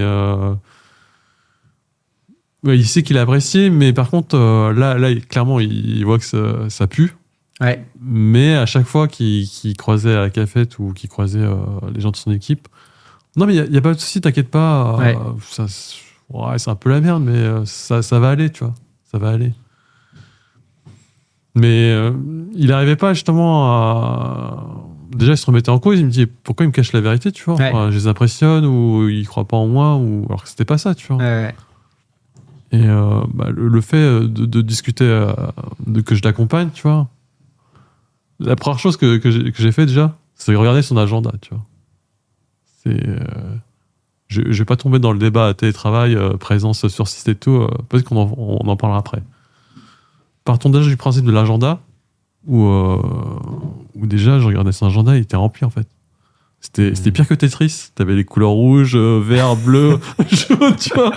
Et je me dis, mais ils sont où les créneaux que tu passes avec ton équipe? Parce que là, tu passes en fait plus de temps avec les gens externes en fait. Déjà, en tant que coach, tu le sais mieux que moi, tu peux pas tout le temps protéger les gens, tu vois. À un moment donné, les gens, il faut qu'ils se cassent la gueule ou qu'ils se confrontent à un problème. Parce que s'il n'y a pas de problème, ils ne le voient pas. Y a besoin tu peux pas proposer une solution vu qu'ils ne voient pas le problème, tu vois. Ouais. Donc déjà, tu passes pas assez de temps avec les gens. Et en plus, t'es toujours à protéger ou à être dans d'autres réunions où t'es peut-être pas obligé d'y aller, tu vois. Ah. Donc, ouais, en fait, c'était. Et après, il a commencé à me sortir. Ouais, mais tu vois, il y a des gens, je les vois jamais, il est tout le temps en télétravail et tout, et du coup, je peux pas savoir. Ouais, mais. Tu vois, ces gens-là, tu vois. Bah, tu sais, tu fais un call ou un meet, et je suis sûr que si tu fais une soirée d'équipe où tu leur dis de venir, ou ouais, t'offres la bière ou le resto, tu vois, pour mon équipe, les gens ils viennent, tu vois. Enfin, Bien pour moi, sûr. c'est pas une excuse, tu vois, le télétravail, tu vois. Parce que si les gens ils voient pourquoi il y a besoin de venir et pourquoi il y a de la valeur, tu vois, ils vont venir. Ouais. Si tu leur dis de venir juste parce que pour venir parce que tu les vois pas, voilà, tu perds la confiance, tu vois. Enfin, Ouais. parce que t'as des gens de ton équipe, tu vois. Bah, t'avais une personne, t'étais jeune maman, tu vois. Ouais. Le télétravail, c'est normal que ça lui rend service, tu vois. Enfin, donc il y a ça. Donc en fait, ouais, le sujet déjà, c'est déjà passer plus de temps avec les gens, tu vois. Exactement. Si tu passes plus de temps avec les gens, oui, les premières fois, ils vont pas te dire. Ouais. Ils vont pas te dire la vérité, tu vois. Mais si tu crées justement des petits points de synchro, juste 5 minutes, hein, informel, comment tu vas? Pour moi, c'est la question la plus puissante. Ouais. Comment tu vas? Ouais. Et c'est pas le comment tu vas. Et sinon, tu t'en es où de ce projet-là, tu vois? C'est Ouais, vraiment ouais. comment tu vas et Et je j'écoute, t'écoute. tu vois. Ouais. Les premières fois, les gens, ils vont dire, ouais, non, tout va bien. Et à un moment donné, quand la relation, elle se crée, la confiance, tu vois, et à un moment, ils vont te dire la vérité. Ouais. Parce qu'ils ont envie que t'avances, tu vois. Ouais. Mais ouais, passer du temps avec les gens, c'est super important, tu vois. Et à l'heure où, ouais, t'as l'impression de travailler parce que ton agenda, il est blindé, ça c'est terminé, ça, enfin. Ouais. Et ça, tu vois, c'est dans la culture d'entreprise, tu vois, et c'est dur à changer ça, tu vois. C'est clair que c'est dur. Et ça demande un... Parce que si tu regardes, on est tous drivés en tant qu'être humain par, on va dire, des besoins fondamentaux. Alors, tu sais, tu as la pyramide de Maslow, là, Ouais. dormir, manger, machin et tout. Puis, tu as Anthony Robbins, pour ceux qui connaissent, qui est un grand coach américain, qui a coaché tous les présidents américains vivants, puis Serena Williams et machin et tout, qui a développé un autre modèle, et je pense qu'il l'a repris, machin et tout, peu importe, et qui t'explique qu'on a des grands besoins fondamentaux, que sont... on a besoin de se sentir en sécurité d'une manière ou d'une autre et d'avoir de la certitude.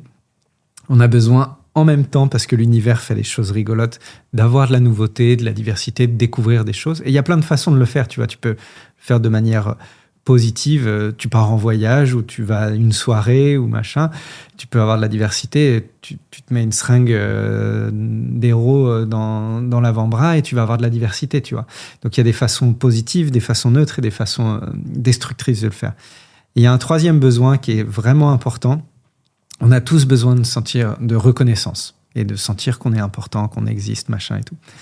Et il y a un truc contre-intuitif, et je sais que je vais pas me faire, en tout cas, pas que des amis en partageant ça, mais en fait, remplir son agenda de réunions et aller à des réunions voilà, diverses et variées.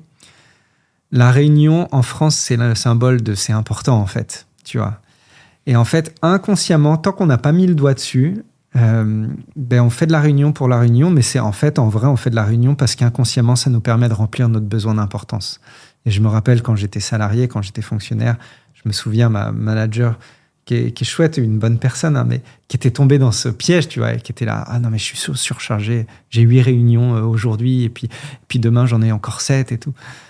Et t'es là, mais oui, mais rien que le fait de dire que tu es surchargé, ça permet à ton inconscient de se dire « Ouh là là, si tu es surchargé, ça veut dire que tu es quelqu'un de vraiment important. » Et en fait, qu'est-ce que je fais, moi, quand j'accompagne notamment des dirigeants? Et quelque part, on doit être pas loin dans nos stratégies tous les deux, tu vois. C'est dire, le besoin d'importance, on l'a tous. Il n'est pas bon ou il n'est pas mauvais, et il faut qu'on le remplisse, tu vois. La question, c'est, est-ce que la façon d'aujourd'hui de le remplir, c'est-à-dire en te remplissant ton agenda de réunion, c'est ressources, ou est-ce que c'est limitant pour toi et pour les autres? Mais d'abord pour toi, hein. Soyons des égoïstes stratégiques, tu vois. Et de se dire, quand je suis débordé, quand je vois que ça commence à être la merde, machin et tout, je me sens peut-être pas au mieux, tu vois. Et du coup, la question, c'est de se dire comment on va trouver une nouvelle stratégie, un nouveau comportement qui va remplir ton besoin d'importance, mais qui va le remplir d'une manière utile, stratégique et ressource pour toi. Et tu vois, tu prenais un exemple tout bête, qui était l'exemple de juste prendre des points en one-one comme ça et tout. Qu'est-ce que tu fais? Comment on se sent finalement tous? T'aides à une grand-mère à traverser la rue. Tu te sens comment après? Voilà. On se sent tous bien parce qu'on a rendu service, parce qu'on sent que notre journée, elle est gagnée, tu vois. Et en fait, quand tu décides de poser du temps, et c'est une décision, on n'a tous que 24 heures par jour, tu vois, mais te poser du temps pour vraiment créer un espace d'écoute et de compréhension des gens, les gens, ils te remercient, tu vois. Il y a un bouquin, tu sais, qui s'appelle « Comment se faire des amis » de Dale Carnegie. Il y a un chapitre qui est extraordinaire. Il dit « Comment être quasi le plus intéressant d'une salle, quasi instantanément ». Et vous pouvez lire le bouquin, mais à la fin du bouquin, et je vous recommande de lire le bouquin, mais à la fin de ce chapitre, la réponse, c'est « Intéressez-vous aux gens sincèrement ». Point. T'as pas besoin de raconter ta vie, de montrer que t'es le meilleur. Non, t'as juste besoin d'être là, présent pour une personne, et la personne, elle te dira merci. Et comme tu lui auras fait parler d'elle, elle te dira « Oh, cette personne est super importante ». Et là, qu'est-ce que tu fais ? Tu remplis ton besoin d'importance et de reconnaissance, mais tu le remplis de manière totalement vertueuse, parce que tu permets à l'autre de se sentir important, parce que tu lui as laissé de l'espace, du temps, de l'écoute et tout. Donc l'autre t'en est reconnaissant, tu vois. Et là, vous êtes en train de créer une équipe.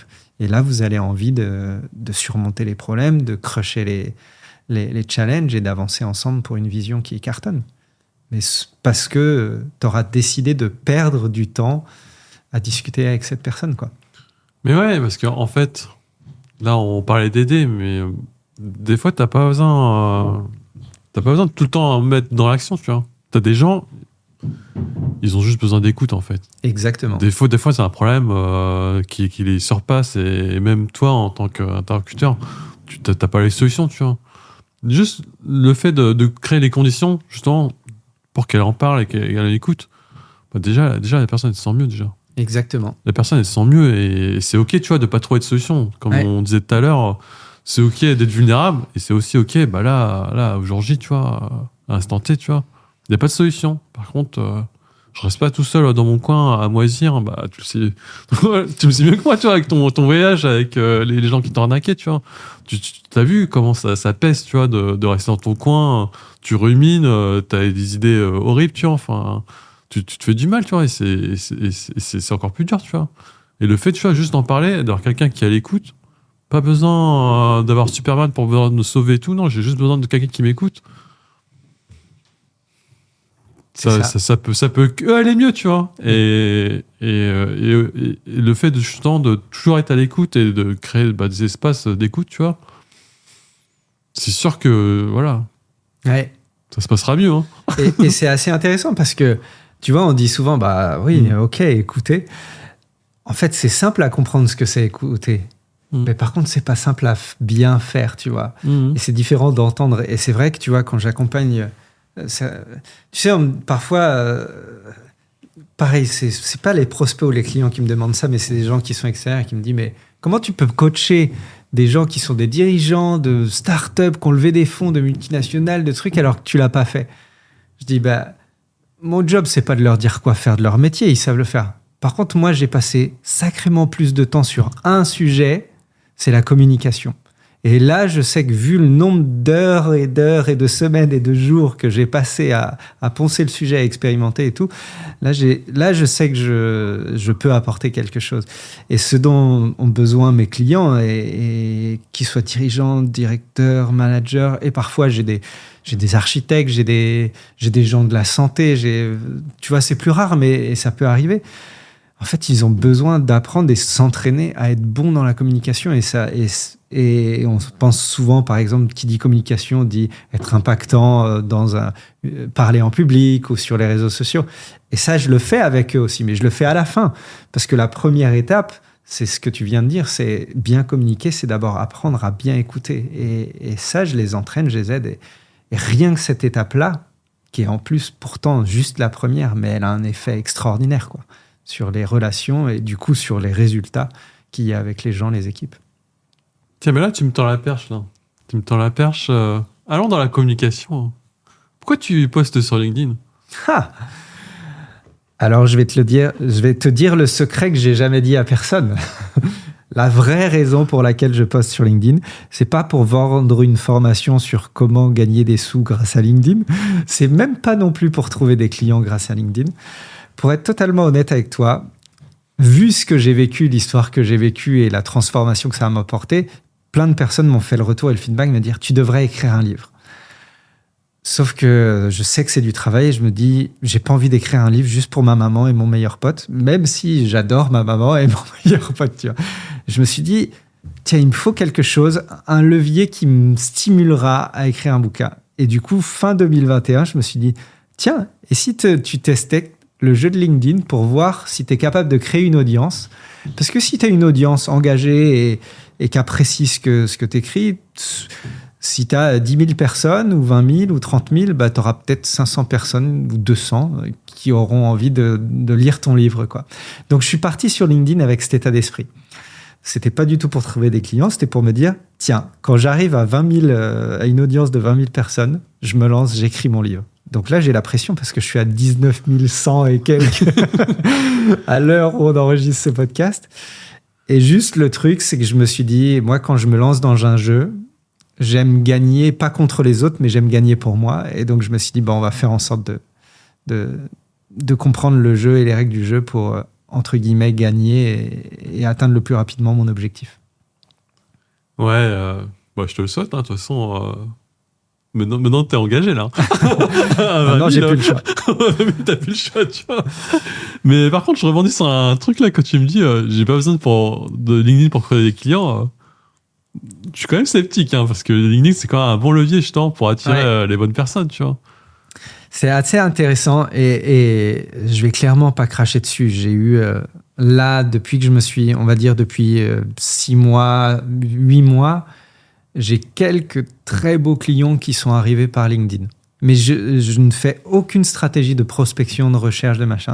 Pourquoi ? Parce que ce qui est assez intéressant quand tu es coach, et ce qui est un peu différent du marché de la formation, quand tu es coach, ton pouvoir, en tout cas ta plus-value, c'est la relation et la transformation que tu apportes à une personne ou à un collectif ou quoi.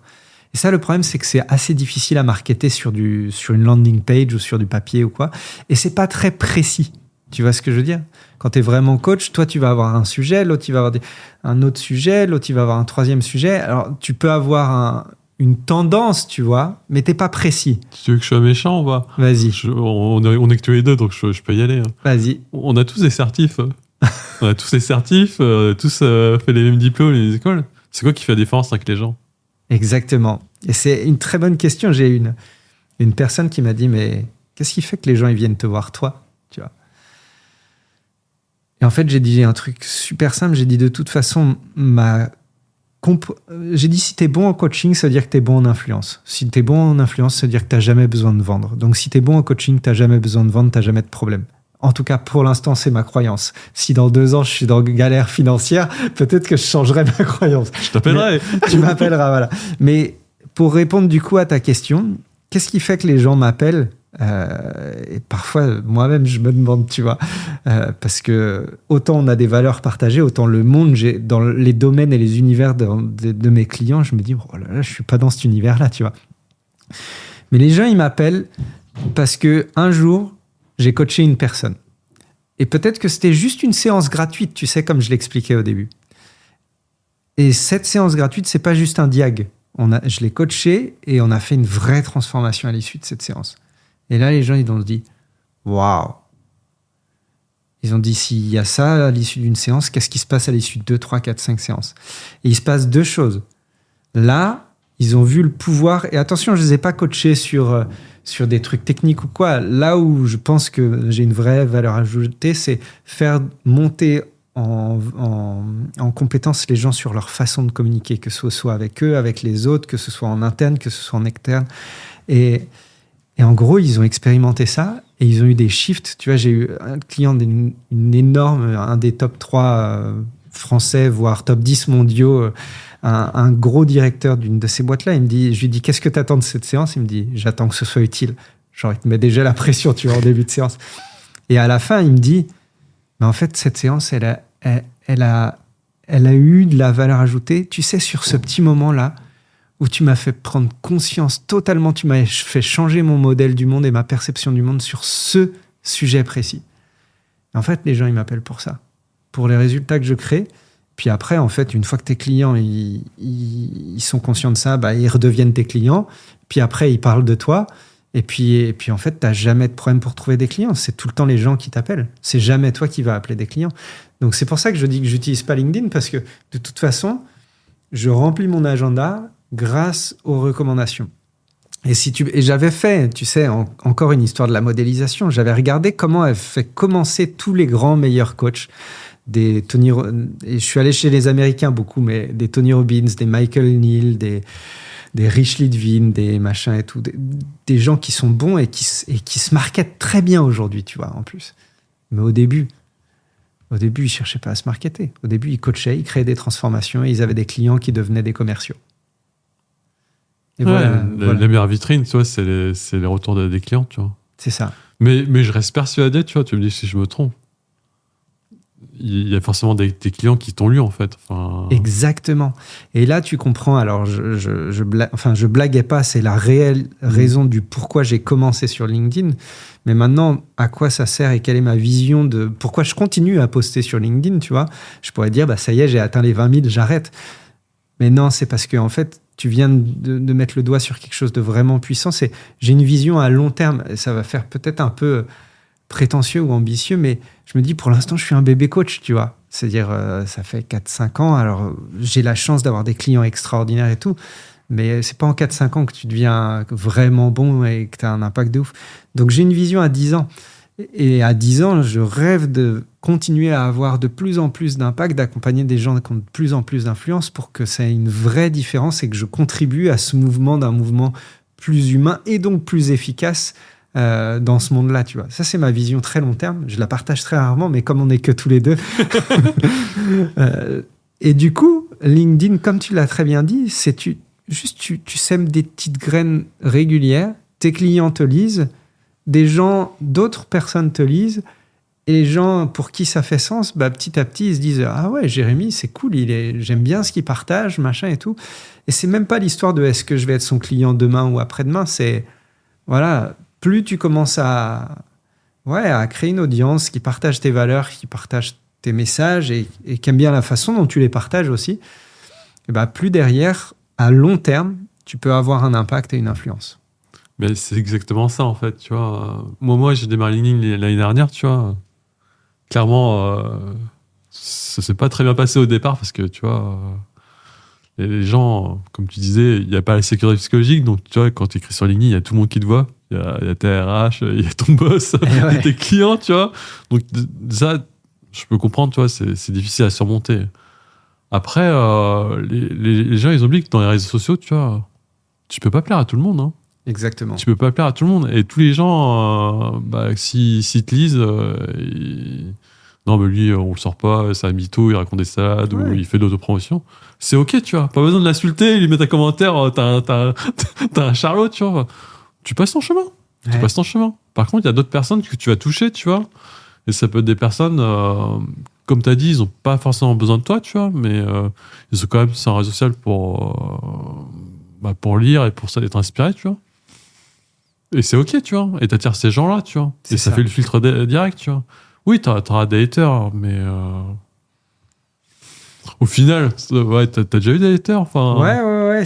Enfin, des très virulents, j'ai la chance de jamais en avoir eu. Par contre, j'ai c'est mes meilleurs amis. Là. Enfin, non, ça n'est pas mes meilleurs amis, mais je les appelle mes meilleurs amis. Ces gens, ils sont systématiquement, ou quasi systématiquement, ils commentent sur tous mes posts, mais pour critiquer. Ah, j'en ai un dans les posts. Et on se dira, on s'échangera en off. Je pense qu'on a le même. C'est pas impossible. Et tu vois, et je le laisse faire parce que, déjà, on a le droit d'avoir des visions différentes. Ensuite, il y a ce qu'on appelle, en PNL, on appelle ça des métaprogrammes. Il y a des gens qui ont naturellement tendance à voir le verre à moitié plein et d'autres naturellement tendance à voir le verre à moitié vide. Bon, peut-être qu'il a un métaprogramme plus verre à moitié vide et je ne vais pas lui en vouloir pour ça. Et surtout, le pourquoi je le laisse faire et même je vais dans son sens. Parfois, je lui dis, mais tu sais quoi, tu as tout à fait raison et tout. Et puis parce qu'il a raison, dans une autre façon de voir les choses, ce qu'il dit n'est pas forcément faux. Mais ce que je sais, c'est que son commentaire, si on joue juste le jeu de LinkedIn, un commentaire égale tu stimules l'algo qui te pousse. Et moi, j'attends que ça. Enfin, il faut juste être cohérent avec ce qu'on fait. Si je suis sur LinkedIn, c'est pas juste parce que j'ai envie de déposer mes écrits et tout. Et bien sûr que j'ai envie et que c'est cool, mais j'ai envie de faire monter le truc, quoi. C'est stimulant. Et donc, ça me fait marrer quand je vois qu'ils commentent. Maintenant, à chaque fois, je me dis, ah, ils m'aident. Ouais. Après, tu vois, c'est... comment ça s'appelle? C'est qui disait ça? C'était Naval Ravikant. Il disait... ouais, la dopamine, tu vois, les hacks et tout, c'est le diable, tu vois. C'est la version du diable. Moi, au départ... Bah, justement, voilà, je te pose la question. Quand t'as fait des posts virales, hein, j'ai vu des posts où t'avais 9000 likes. Ouais. Qu'est-ce que t'as ressenti, en fait? En vrai, au tout premier, parce que tu as vécu la même traversée du désert, tu sais, les gens qui te vendent performer sur LinkedIn en 3 mois, en fait, ils mentent pas. Ils te disent, faites 3 mois de formation et un jour, vous performerez sur LinkedIn. Mais en fait, ils te vendent pas que pendant 3 mois, tu vas faire une traversée du désert. Ça, ils oublient de te le dire. Mais c'est normal, hein, c'est de bonne guerre. Mais donc, j'ai commencé par une belle traversée du désert. Tu fais des posts, tu as 2 likes, et puis le lendemain, tu refais un post, puis tu as 1 like, et puis sur le lendemain, tu as 3 likes. J'ai vraiment commencé comme ça. Les 3 premiers mois, si on regarde mon historique, c'était vraiment pourri, quoi. Puis un jour, tu fais un post à 100 000. Le premier post à 100 000, je t'avoue que j'étais là. Oh, waouh! Tu vois, la décharge. Et en vrai, c'est comme tout. Alors aujourd'hui, la première fois que j'ai fait 200 000 vues semaine, je fais waouh! Aujourd'hui, je fais entre 250 et 400 000 vues semaine. En fait, ça n'est même plus un sujet, tu vois. On s'habitue, c'est comme tu dis, c'est le principe de la drogue. Il t'en faut toujours plus si tu veux que ça te fasse le même effet. Et en même temps, quand tu commences à comprendre les principes et à relier ça à une nouvelle vision, tu vois, c'est plus nouveau, c'est plus un jeu, ça fait 1 an et demi, tu vois. Et c'est relié à quelque chose qui va beaucoup plus loin. Donc, je dirais que mon état émotionnel, il s'est un peu stabilisé. C'est-à-dire que si je fais un post qui fait 2 millions, je fais un post qui fait 2 millions. Si je fais un post qui fait 3000 vues, je dirais juste j'ai fait un post pourri qui fait 3000 vues, mais ça m'impacte pas. Mais tu vois, là, je suis obligé de justement, je vais t'amener là-dedans. Ah, tu m'as bien amené. Ouais, je t'ai bien amené. Là, tu viens de le dire. Il y a un post qui fait 3000 vues, il est pourri.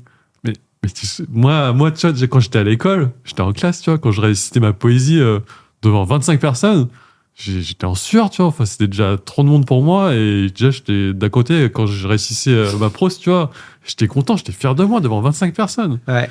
Et les trucs, comme je te disais, la dopamine, elle est mauvaise, tu vois. C'est on est matrixé, en fait. Ouais. On se dit, putain, parler devant 3000 personnes.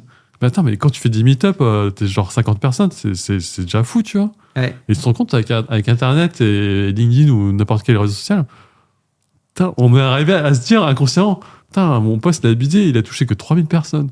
alors c'est fou, tu vois. Alors, on est d'accord. C'est fou, vu comme ça, clairement. Mais c'est fou, tu vois. Et oui, des fois, tu fais des posts qui remplissent le Stade de France. Moi, à chaque fois que je poste sur le Japon, là, j'ai arrêté depuis 4 mois parce que, voilà. Mais putain, au mois de juillet-août, je me suis dit, allez, c'est ambiance un peu, un peu vacances et tout, je vais parler un peu plus de voyage, tu vois. Et moi, pour tenir sur la durée, sur les réseaux sociaux, sur LinkedIn, tu vois, j'ai envie de parler des choses qui me plaisent, tu vois, pas seulement pour me vendre mon expertise ou pour faire l'expert. Parce que je vends pas mes services à d'autres experts. Ouais. C'est pas eux qui ont payé, tu vois. Mais bon, ça, c'est un autre sujet, tu vois. Non, j'ai envie de parler de choses qui m'animent et voilà. Et ouais, j'ai parlé du Japon, tu vois. J'ai fait 2 posts sur le Japon, c'est parti en sucette, tu vois. Mais c'est parti, ouais, c'est genre 200 000 vues, tout, mais... Et tu sais quoi? À Noël, comme je sais qu'il y a moins de monde sur les réseaux sociaux et tout, je me suis dit, j'ai envie de parler de voyage, tu vois. Je vais pas parler du Japon, tu vois. Je vais parler de Taïwan. Ça sera pas la même aura et tout, mais je m'en fous, tu vois. Ça me fait plaisir, tu vois. Et puis j'ai parlé de Taïwan juste le lendemain de Noël, donc je m'en fous du reach et tout. Et le post, il a bien marché. Bien sûr, il a pas fait autant de likes que le Japon et tout. Mais il y a des gens qui sont venus, ils m'ont dit, ah ouais, t'as raison de parler de Taïwan. Tu sais, en Asie, on parle toujours des autres pays, d'Asie du Sud-Est et tout. C'est vrai que Taïwan, on parle pas trop. Moi aussi, je suis allé, et c'est vrai que j'ai aimé ce que t'as dit sur la street food, les marchés de nuit et tout, j'ai trouvé ça ouf. Et t'as d'autres personnes qui sont venues me voir en me disant, putain, ouais, c'était une destination, tu vois, que j'avais pas considéré. Et en plus, en ce moment, comme les billets d'avion, ils sont chers pour l'Asie, tu vois. Taïwan, c'est un des rares qui a pas eu l'inflation, tu vois. Ça m'intéresse, tu vois. Mais tu vois, tu touches des gens, tu vois, sur des sujets, tu vois. Et ouais, et tu vois, on se dit, putain, là, mon post, il a bidé, il a eu que 20 likes, il a touché que 500 personnes ou 3000 personnes. Mais non, putain! c'est déjà fou, tu vois, enfin. Ah ouais, clairement. Et tu fais bien de relever ça parce que des fois, tu crois que ton post est pourri, et c'est-à-dire ça dépend de la métrique que tu choisis. Si la métrique, c'est le nombre de vues, forcément, il est pourri.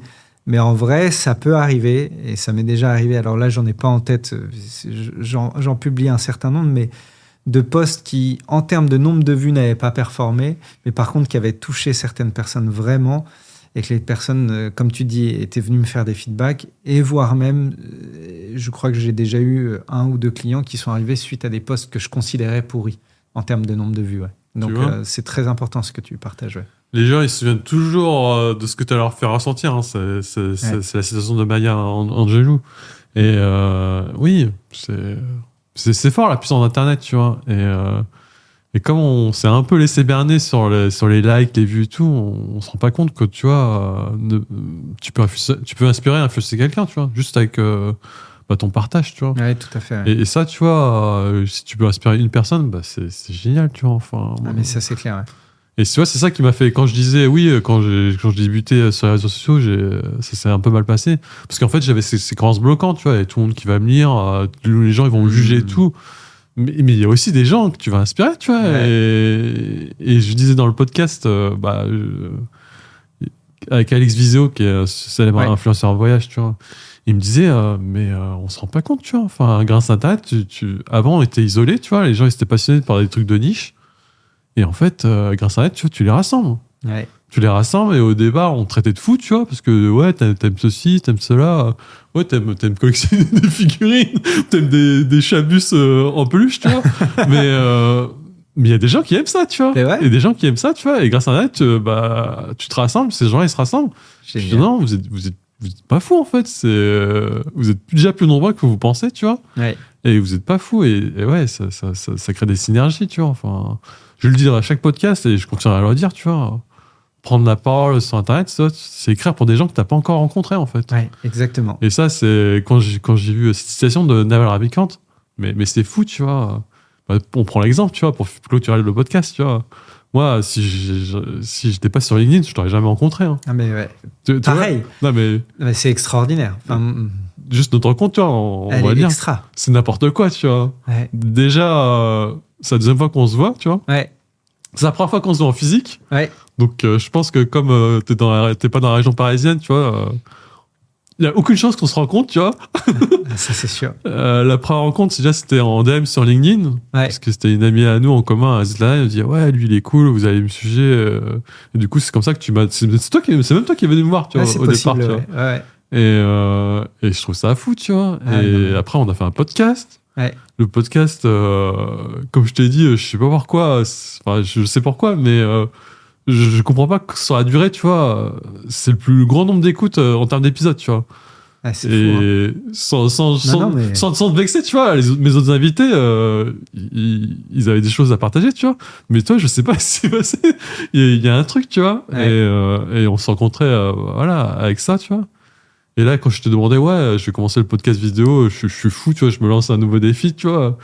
Et tu m'as dit, bah, Christophe, je viens direct, tu vois. Enfin, et tu vois, tout ça, c'est grâce à Internet, tu vois. Ouais. Enfin, ah, mais c'est extraordinaire. Je ne peux que te...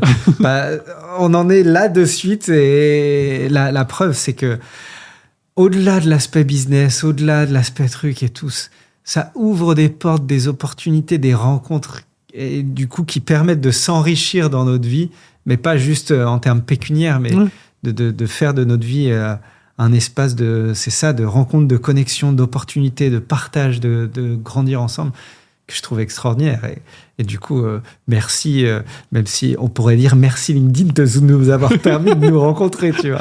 Bon, après, tu vois, il y a des gens qui vont faire des shorts, ils vont prendre des extraits, ils vont nous insulter sur Internet, mais c'est ok, tu vois. Ouais, c'est cool. Ça a défoncé, mais c'est pas grave. C'est cool. Non, c'est génial, tu vois. Et pour clôturer, tu vois, moi, voilà, t'es comme moi, j'ai toujours pensé que, toi, c'était les voyages, ma vie, c'était les voyages, tu vois. Ouais. Parce que, tu sais, j'apprenais plein de choses et tout, et c'était différent, donc pour moi, tu sais, j'avais les yeux qui pétillaient. Mais en fait, c'est les rencontres, en fait. Hey. C'est toujours les rencontres qui qui me font, voilà, qu'il faut que je sois bien dans les baskets et qui permet d'apprendre plus et de m'enrichir, tu vois.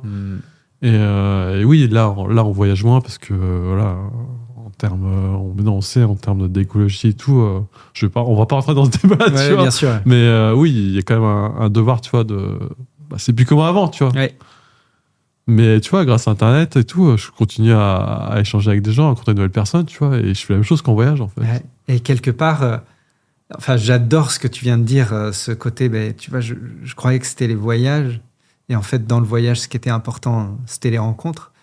Et tu vois, on peut retourner le truc, c'est que ça fait presque 2 heures, là, qu'on discute ensemble, et on a vécu un voyage ensemble à travers notre rencontre, Donc, tu vois, merci pour ce voyage, même s'il n'était pas physique, il est extraordinaire. Et il est lié à cette rencontre, et c'est chouette, ouais. Trop bien. Bah écoute, jamais on va terminer sur ça. Hein. Et comme d'hab, j'avais un fil directeur. On a tout pété. On n'a rien suivi. Mais c'est pas grave, tu reviendras une 3e fois. Avec grand plaisir. Bah Jérémy, pour clôturer, si on veut te joindre... Bah écoute, je crois qu'on en a assez parlé sur la fin du podcast. N'hésitez pas, si vous avez des questions, des sujets ou que vous êtes intéressé, LinkedIn, c'est la façon la plus facile de me joindre, soit sur des messages privés, soit en commentaire, soit comme vous voulez. Mais c'est là que c'est le plus facile de me retrouver, ouais. Bah merci d'être venu, Jérémy. Hein. T'as bravé le froid et le métro parisien. Merci à toi. Moi, j'ai passé un super moment, hein. J'ai kiffé et puis... Jamais 203. Hein. Eh ben, écoute, je te prends au mot. Merci encore pour cet accueil et pour cette grande première que tu me permets, parce que c'est la toute première fois que je fais cet exercice. Donc, merci d'être mon mentor là-dessus. Et je te prends au mot. Jamais 203. À très bientôt à tout le monde et à très bientôt. Merci à tous et à toutes. Ciao.